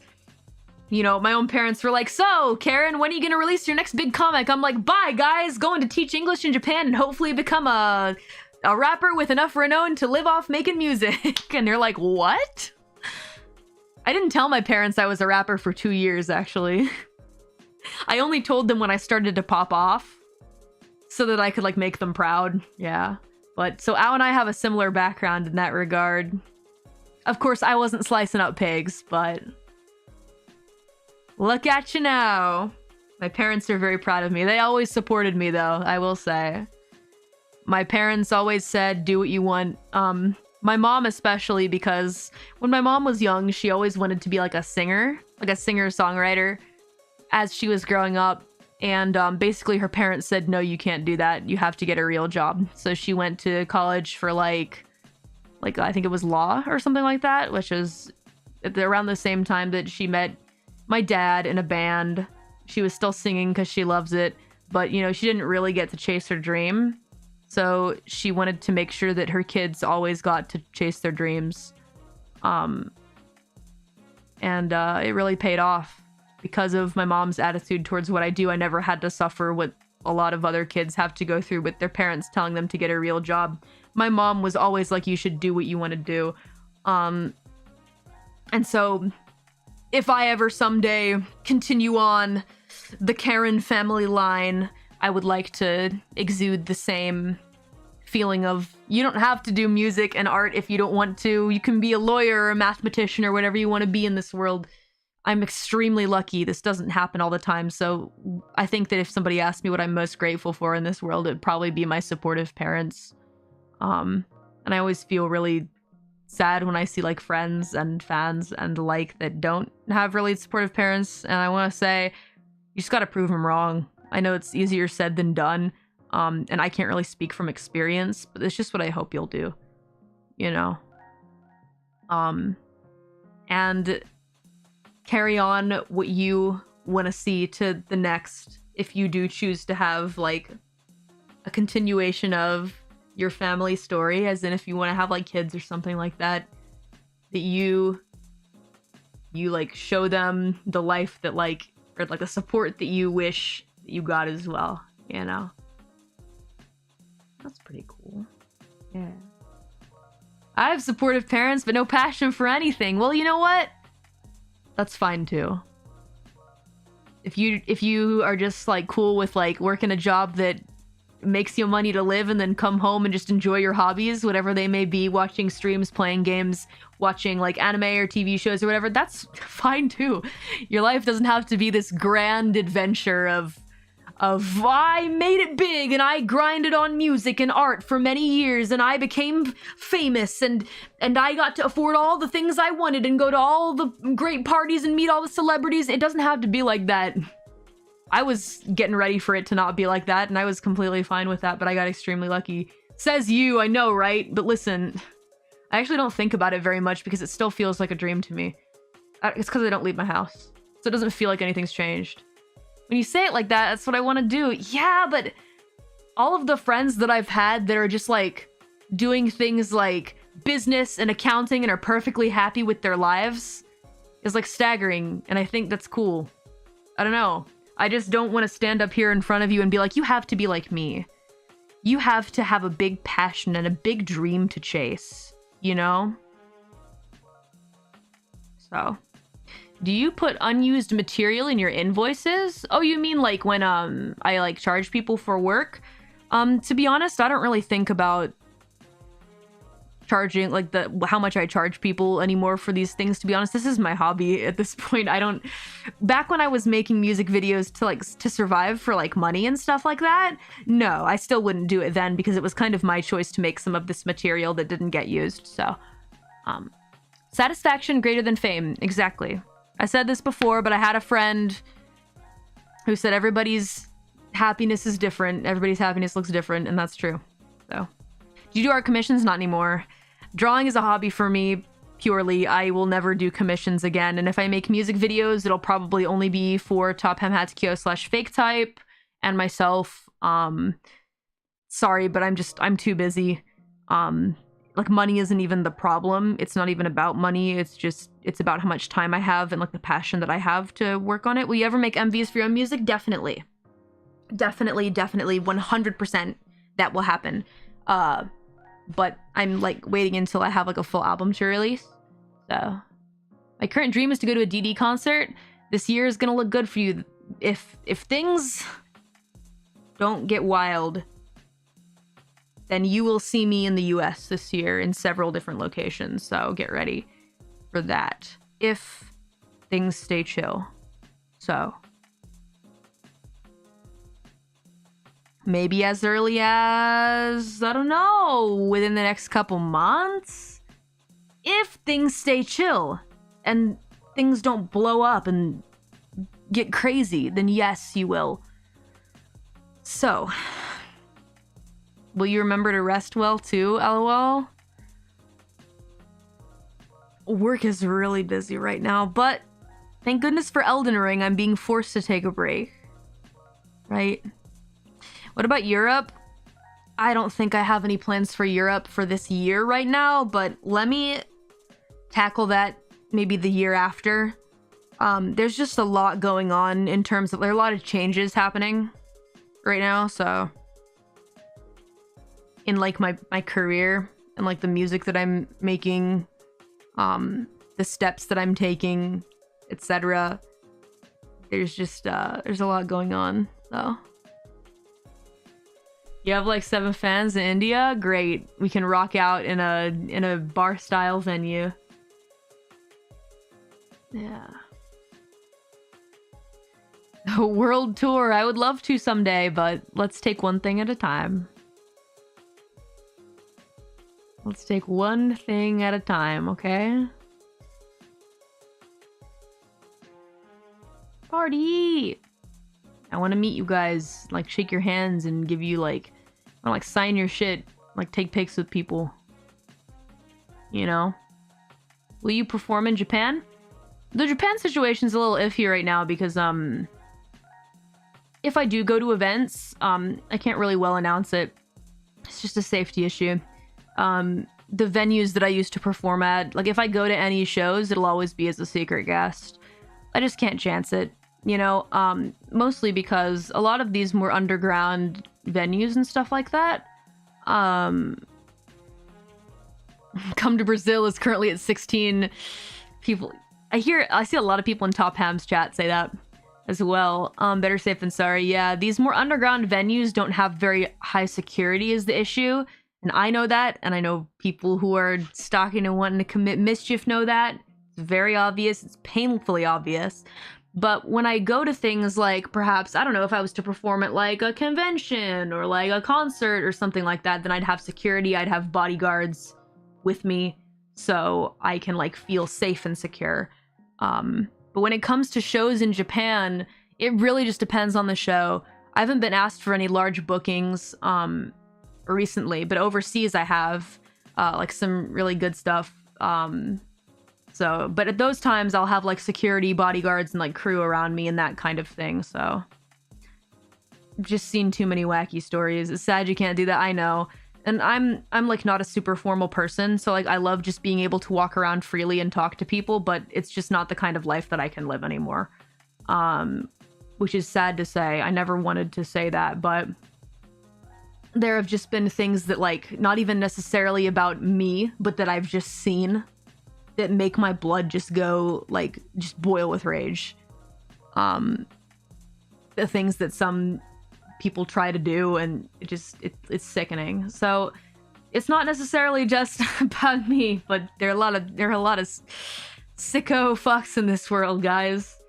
How hard is it for people to not be horrible? You see, here's the sad thing, is that there's like 300 Demon Dice fans there with open arms and a smile and a warm heart with a CD that they want signed and just a picture they want to take, and there's one motherfucker with a knife.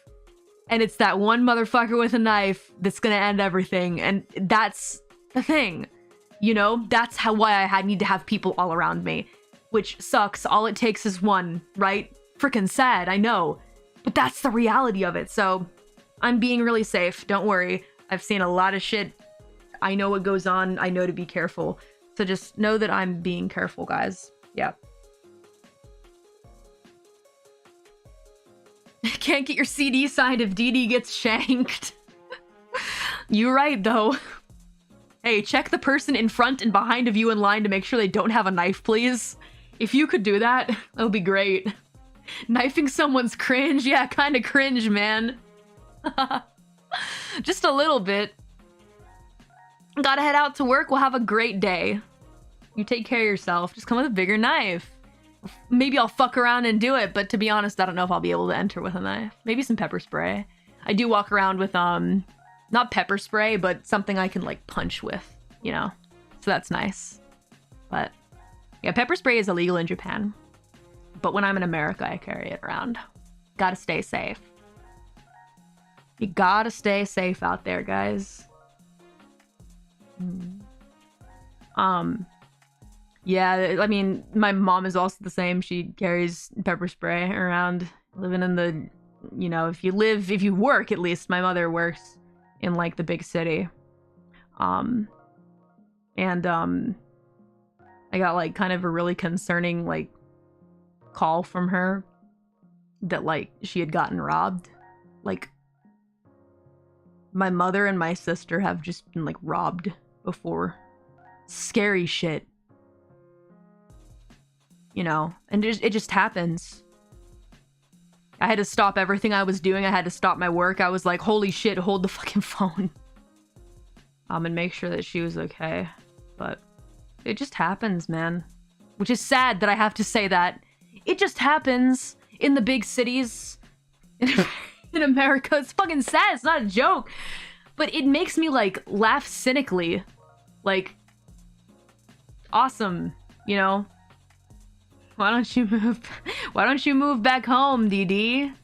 Well, there's a reason. But it's not actually that one. There are several reasons. I am planning on working on my second home base because a lot of things for Demon Dice are starting to pop off a lot in the future. And it looks like living in America half-time and Japan half-time is probably going to be the move. So I'm going to be starting to really, like, pimp my second base. I can't believe I used the fucking word. Words, they just come out of my mouth sometimes. Sometimes my mouth goes faster than my brain, guys. Cynical laughing is the millennial way. Yeah. The words are cringe. Just...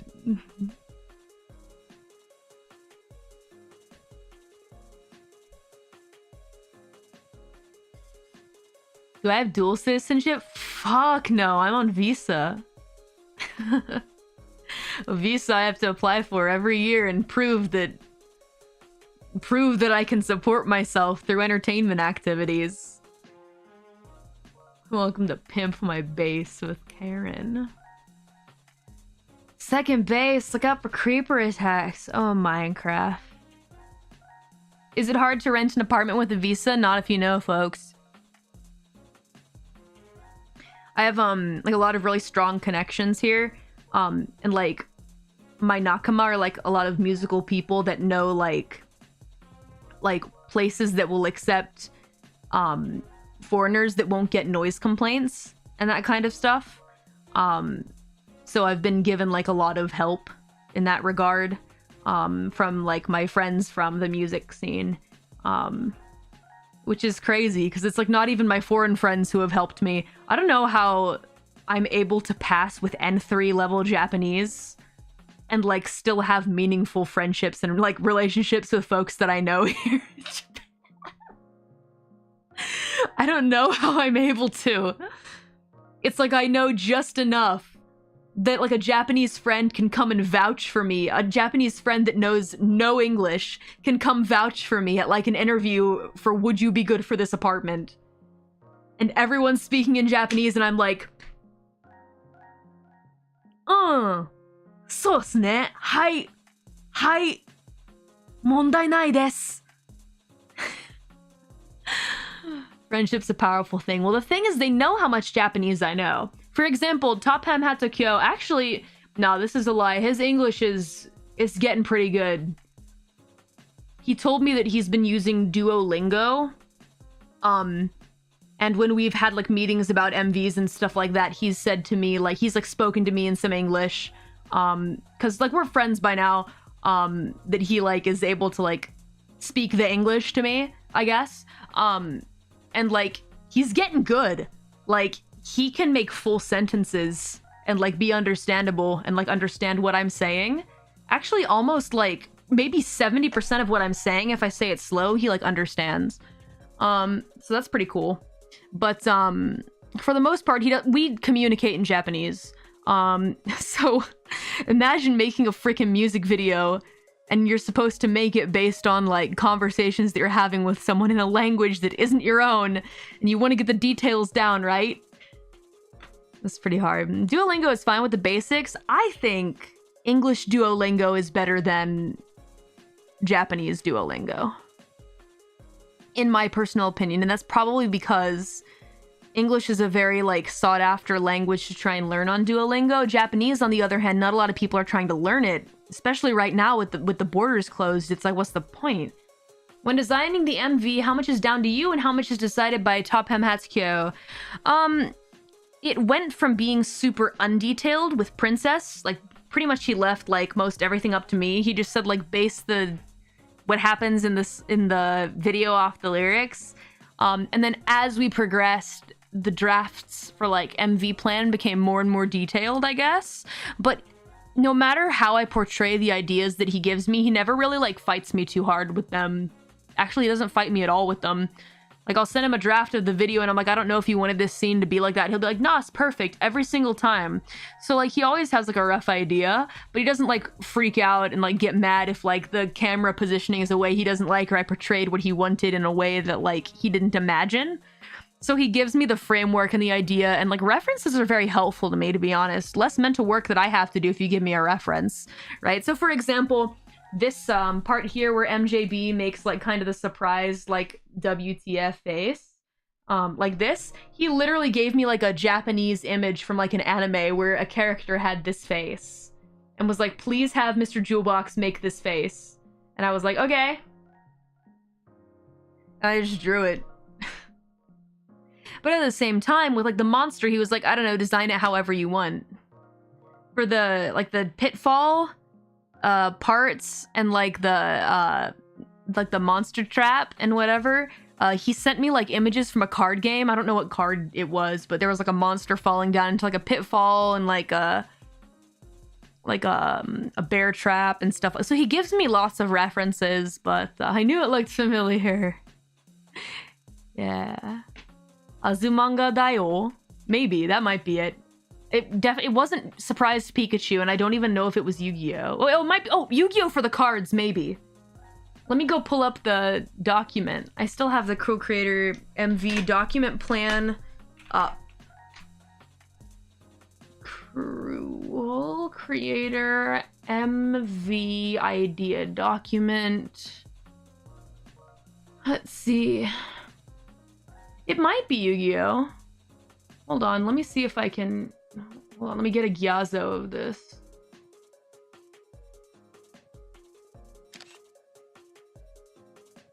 I don't know what this is, but I'm gonna see if any of you wise card game lords can help me figure out what this is from.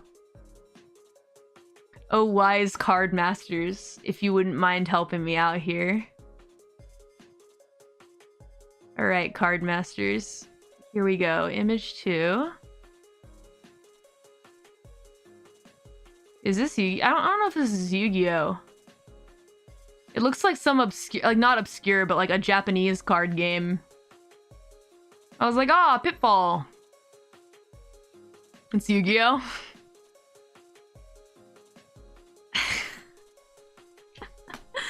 I see. So it is Yu-Gi-Oh! Mr. Top Hem Hatsukyo, do you like Yu-Gi-Oh? It's Yu-Gi-Oh! Rush Duel, I see.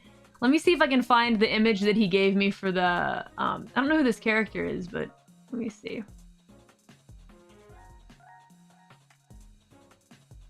Here, I'll even get some of like the English translation of the document so that I could kind of, I tried to like understand it better.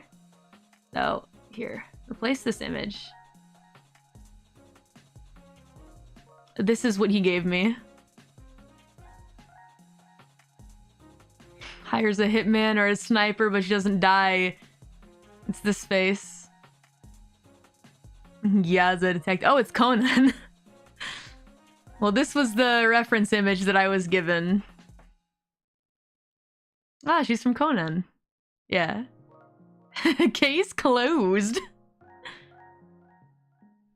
Case closed. Yeah, it's this face. Is what I based it off of. Kinda cute. Pretty spot on, yeah. Duh. I try to stay as close to the reference images as possible. But... Ron is a great girlfriend. Would you know? Is she your girlfriend? I'm very happy for you. Very happy for you. And then, let's see. When the song hits Cool Creator, it's a scene where Mr. Jewelbox is in a medical machine like the one in the image below. We even got a little Dragon Ball reference in here. We have a little Dragon Ball image.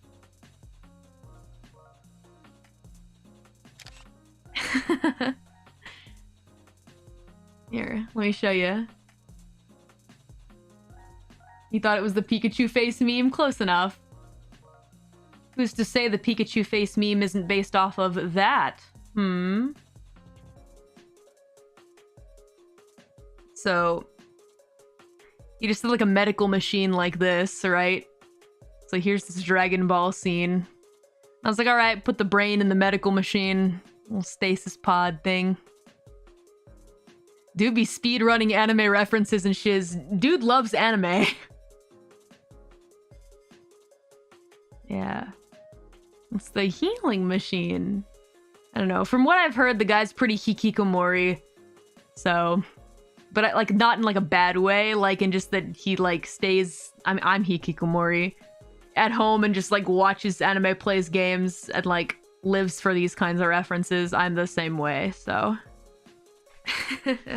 MJB is Vegeta! Anyway. Ikiko who?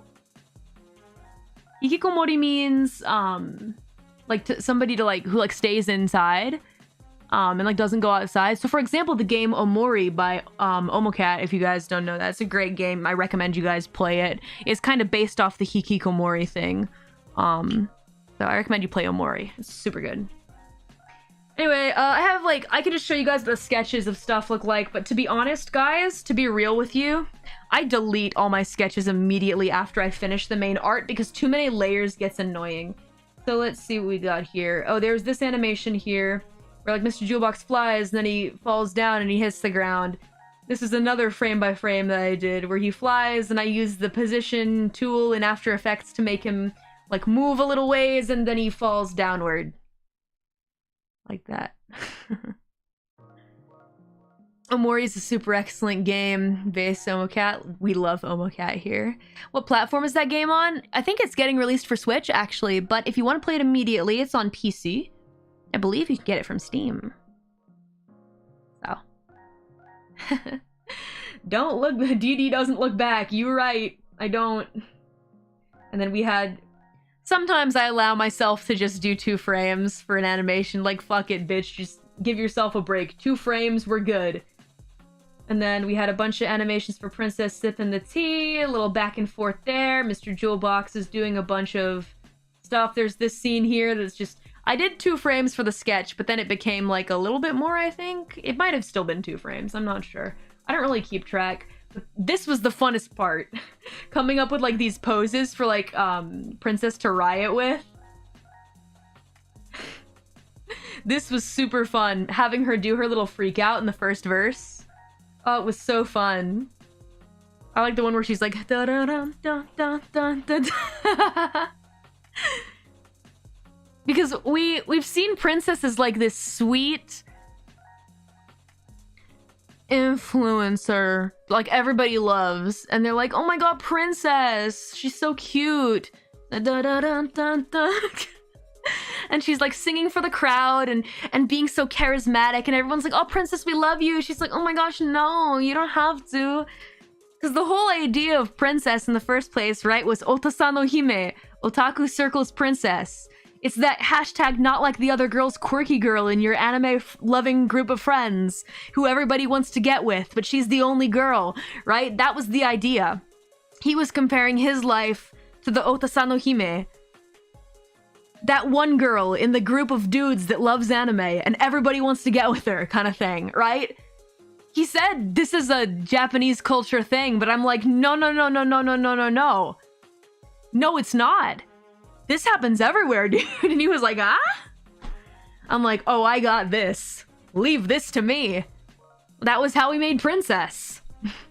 The one who's not like the other girls. The otaku dream. That's what the princess was supposed to be. She loves anime, she loves games, she loves quirky music. She's super quirky, and all the dudes love her, and she's like, oh no, I'm just enjoying my hobbies. But she has all of them wrapped around her finger. She's a gamer girl, isn't she? You know she is. She's got all of them wrapped around her little finger because she's a demon. In a sense, we're going backward in the timeline through these videos, if you really think about it. Even though it is Princess 3, we get lore from before Princess 1, or even Mr. Jewelbox. We get the origins of the person that gave the gift of Princess to Mr. Jewelbox, who was then able to create Princess 1, which is the first in the series. So in a sense, you're traveling backwards. As you watch the videos, it's like that, so. I love hearing Princess lore. Stream is awesome. Thank you. I'm glad so many people like Princess. I didn't think anything I created would have so many people loving it. So when Princess really got, like, pretty big, I had never seen anything that I made get like over 1 million views at all, and I would thought to myself, like, damn, you know, Top Hem Hatakyo's amazing music, of course, is like a huge part of this. We're both kind of helping each other, no one's carrying, but like, then it got to like 5 million, then it got to 10 million, and it was hitting million milestones one after the other, and I was like, what's going on? Princess just got like... She hit a chord with a certain group of people. So she's not like the other girls. Of course people like Princess. But, yeah. So watch it 3-1-2 for chronological order?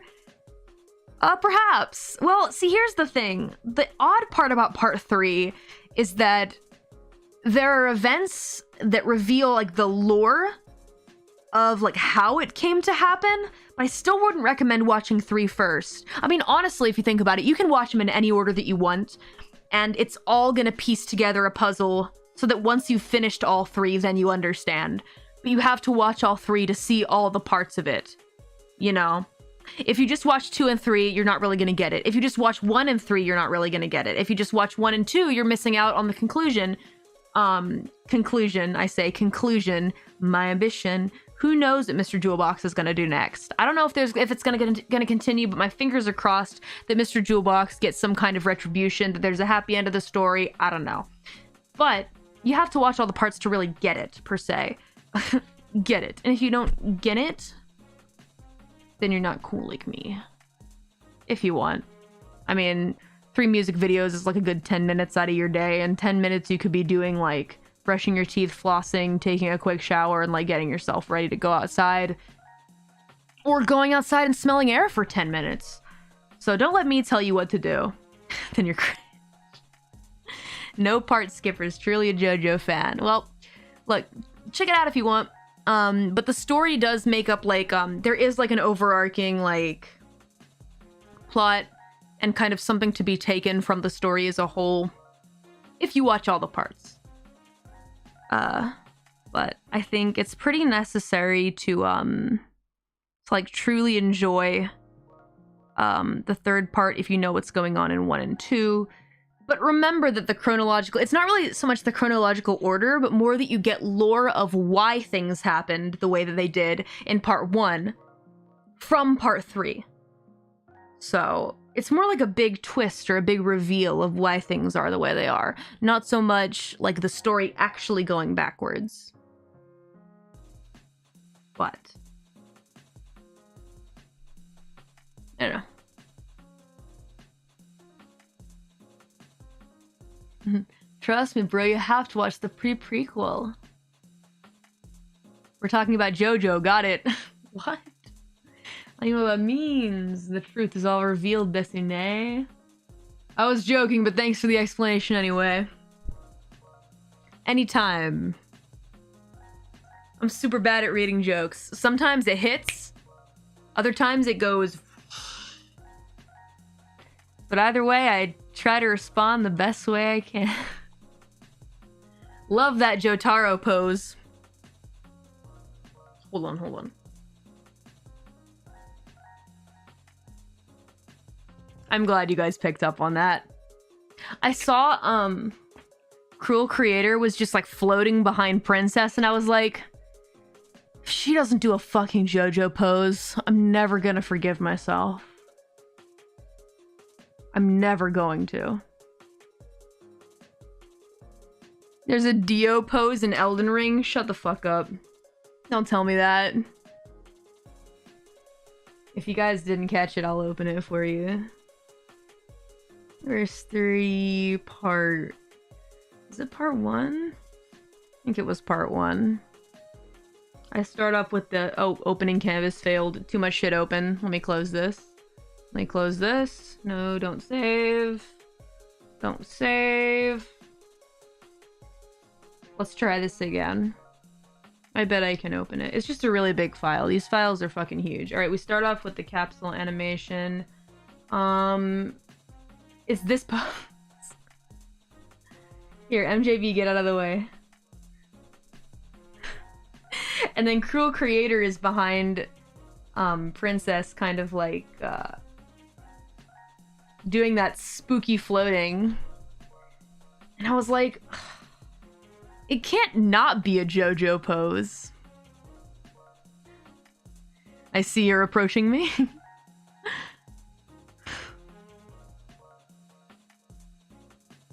Of course, part 3 has all the stands. It has to be Jotaro. Did you lower the opacity? I did. So she's more like a floating apparition around Princess. Timmy! Platinum. Karen.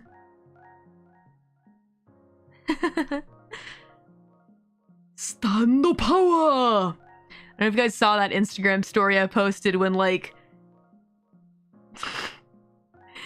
I was watching the English dub, and, like, it's not the fault of the voice actor, he did great, but, like, just something about the way that he said stand power with his Stan's dorky smile coming up on the screen made me cringe super hard. I was like, I have to show this to people that I'm fucking cringe. The Dio is so cringe story, yeah, that one. I don't know, there was something about his Stan's goofy smile when he said, stand power! I was like, oh no! If I was Jotaro, I'd just burst out into laughter, man. I'd just start laughing and be like, dude, can we stop fighting and, like, grab a beer? How many more of these do you have? Please. Anyway. I'm not gonna lie, dub is cool sometimes. I actually don't hate it. I actually think it's pretty good, to be completely honest. I didn't think that I'd enjoy another dub besides Bacano, but JoJo's dub actually surprised me. Now, there are some weak points, which isn't everyone's fault.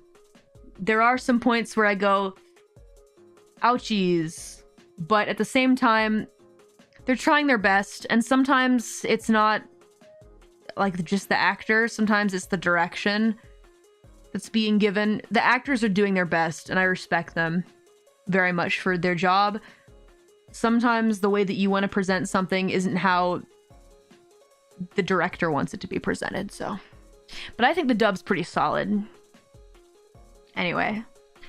I've kind of showed the fun stuff that I wanted to show.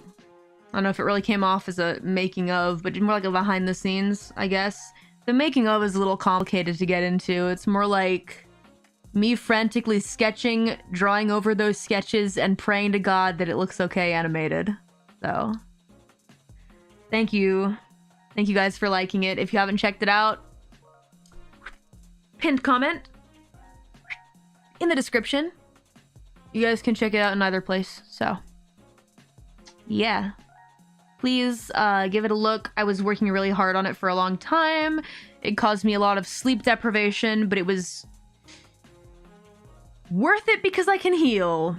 If it went on for a couple more days, then it would not have been worth it because we may have gotten some actual brain damage, but I'm okay.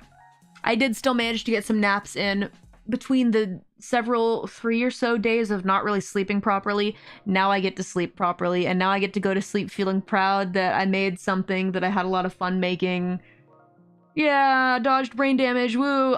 If you guys want to see the thing that I sacrificed my sleep on, go check out the link in the description or the pinned comment, and also stream Top Ham Hatokyo, aka Ao's music, because he's just phenomenal and inspired me to start rapping. Which may seem like a surprise, and like I don't really talk much about that fact because I don't want to seem like weird and fangirly considering that we're like friends and stuff like that. I don't want to overdo it, you know, like normal, approachable, whatever. But it is true that if I didn't hear his music, I wouldn't have started trying to make music. So he's a great inspiration to me, and I'm honored that I can work with the dude. So, he is really goddamn cool as hell. Huge agree. Huge agree. Big fan. Extremely happy that we get to work together. So, dude's got skills. Please go check out his stuff.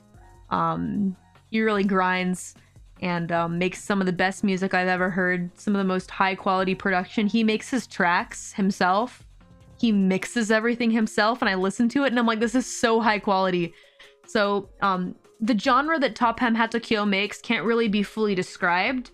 It's like alternative pop rap. It's got a bit of pop to it, but sometimes he dives into like electro. It might even just be like genreless rap. Certainly not like, definitely nowhere near gangster rap or old school or even boom bap of any kind. Maybe some like inspired tracks in the past, but not for the new album. I'd say the new album is largely pop alternative rap. So I recommend that you check it out. And yeah, let him know what you think about it, because I know dude is really grinding these days with Fake Type as well. They're doing their best. Fake Type is just straight up electro swing Japanese hip hop, which is nuts when you say it, and like you say it in front of someone, like they're like, what genre do you like? I like Japanese hip hop electro swing, and they're like it sounds like you're trying to be edgy, but it's real. Isn't that wild? Isn't that wild? It's complicated. Might just be the best way to say it at the end of the day. But anyway. Sounds right up my alley, then check out Fake Type. I did a music video for them as well. Technically, this is Fake Type too. Dice Iwasaki made the track, which is banging, so it sounds like a Fake Type song. But this time the idea was all Ao's own for his creation, his album. So, technically it's a Fake Type song though, but I did animate Yummy Yummy Yummy, if you guys want to check that out.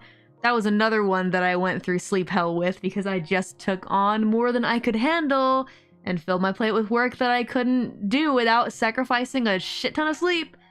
Is what I do. But these, at the same time, making these videos is like my hobby. So it's just something that like I genuinely enjoy doing.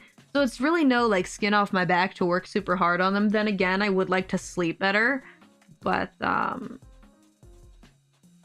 listened to Ski by Fake Type for the first time and my life has changed. That song changed my life too. That song convinced me I had to go to Japan. So is that why your alias has Dice in it? No. No, there's no overlap in that. Dice's name is spelled D-Y-E-S, as in like dyes, like color dye. And I'm Dice, so it's a bit different, but in the Japanese pronunciation it sounds the same. Right? Which is why I've always felt kind of strange about being called Dice, but we can't really turn around from it now, can we? So I'm fine with it, but just so you know. Yeah. Dyes and Dice. Yeah. Where the Demon Dice name come from, it's so stupid. I just liked making demon characters, and I thought what would sound cool with the word demon? I don't know, dice. Sick. Alright, let's do it. So dumb. No, it was really not an interesting story. I wish it was more interesting than that, but it wasn't, so... Cringe. Am I right? It's fucking cringe. Edgy. Sounds like something I'd come up with when I was like 12, which may have been when I came up with it. I don't know. Simple as best. If I could change it now, I wonder if I would. Maybe. I think I would, but I think it's too late to go back, so we should just let it be how it is. I mean, look at Topham Hatsukyo. His rap name is based off of fucking Thomas the Tank Engine character, and he doesn't give a shit. He even says in his lyrics, he's like, maybe I'll use a cheap name like Topham Hatsukyo. It's really a fucking Thomas the Tank Engine character. Guess what? Too late to turn around now. Too late to turn around. Yeah, Topham Hatsukyo is the Japanese name of Sir Topham Hatt from Thomas the Tank Engine. Yup. Back in the day of underground online internet rap, nobody gave a fuck. Nobody cared. Like, what's your rapper name? I don't know. Snoopy and the Pimps. Just some stupid bullshit name. Homer Simpson and the Boys. Homer Simpson and the Hank Hill's barbecue crew. Like, just like random shit like that. The Fat Controller. The Fat Controller. Snoopy and the Pimps is great. I'd give their music a chance. Hank Hill's barbecue crew is based. Hank Hill and the barbecue crew. Yeah, Hank Hill and the barbecue crew fucks, man. I don't know if you've heard their newest mixtape, but damn. Shrek's new waifu. Don't give me these ideas. Yeah, back in the day of like shitty, just like fun internet rap that people made as a hobby, no one cared what they were called. They weren't thinking about like popping off and getting big. They were just rapping over whatever and posting it on the internet. No one like really thought about a future, you know? And neither did I. I was like, I'll become a comic artist and then I'll use my real name. Demon Dice, whatever, who gives a fuck? Here we are. Wasn't really thinking about it. But you know what? It could be worse. It could be so much worse. So, dude legit named himself Eminem. But he spells it different. It's different. Shrek and the Onion Man. Yeah. What has happened, and we roll with it. If I change my name now, Demon Dice fans are gonna be like, wonder where Demon Dice went. Where'd she go? Where'd she go? And I'll be like, guys, I'm under a new name. I'm under a new name. You guys know Politics with a Z? No, it's already taken. It's already taken by a legend who will not return to us.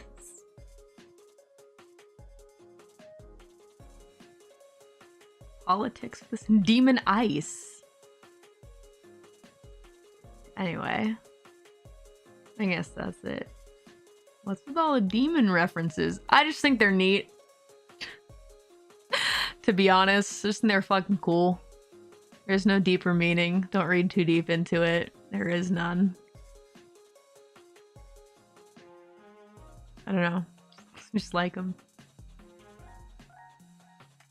Applebee's OG? It's also a good one. I used to know a guy going by D-Ice. Give me his name and phone number. I'm suing him for all he's got. I own the letter D.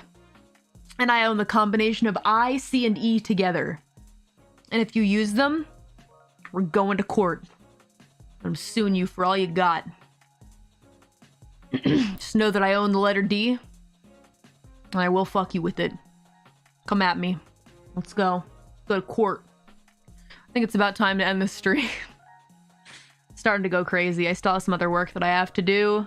I will not play Elden Ring after this. I will not play Elden Ring after this. I will go to bed like a good demon. I will go to sleep. I will go to sleep. Check out Topham Hatsukyo's new video. Thank you. Please do. I animated it.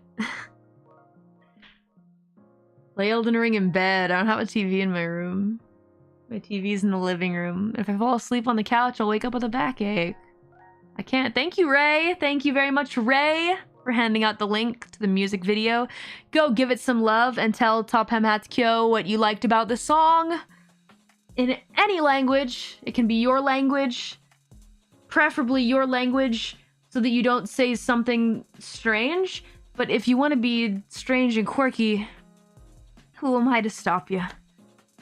I'm just a randa streaming on the internet who made a music video and showed you how I kind of did some behind the scenes stuff on it. That's it. That's all I did. And I did music. I don't know. There's a whole world out there. Don't let me tell you how to live. Anyway, guys. This has been Demon Dice. And I don't know when I'll stream again, but I'd love to play a game sometime. By way of new music, I don't know. Things with work are really, really busy right now. It's just kind of hard to, like, come up with any new content for music here when things are popping off really hard at work. So, with that in mind, I hope that you'll look forward to me possibly appearing in the USA. That's something to at least get excited for, right? And then when things calm down on that end of the spectrum, then 100% we'll get some new tunes out for you guys to listen to, because I've got some great tracks in the stock that I have some ideas for. But for now, please enjoy the latest thing I've poured my time and energy into, and sleep tight, you guys. See you demons later. Thank you for chatting with me as always. One final cheers to you guys for being real ones. Thank you. We always have lots of fun here, and I'd love to chat and chill with you guys more in the future. So anyway, have a good one. Bye. Thanks, everybody. Later. This is the part where I go to the standby screen. Where is it? There it is.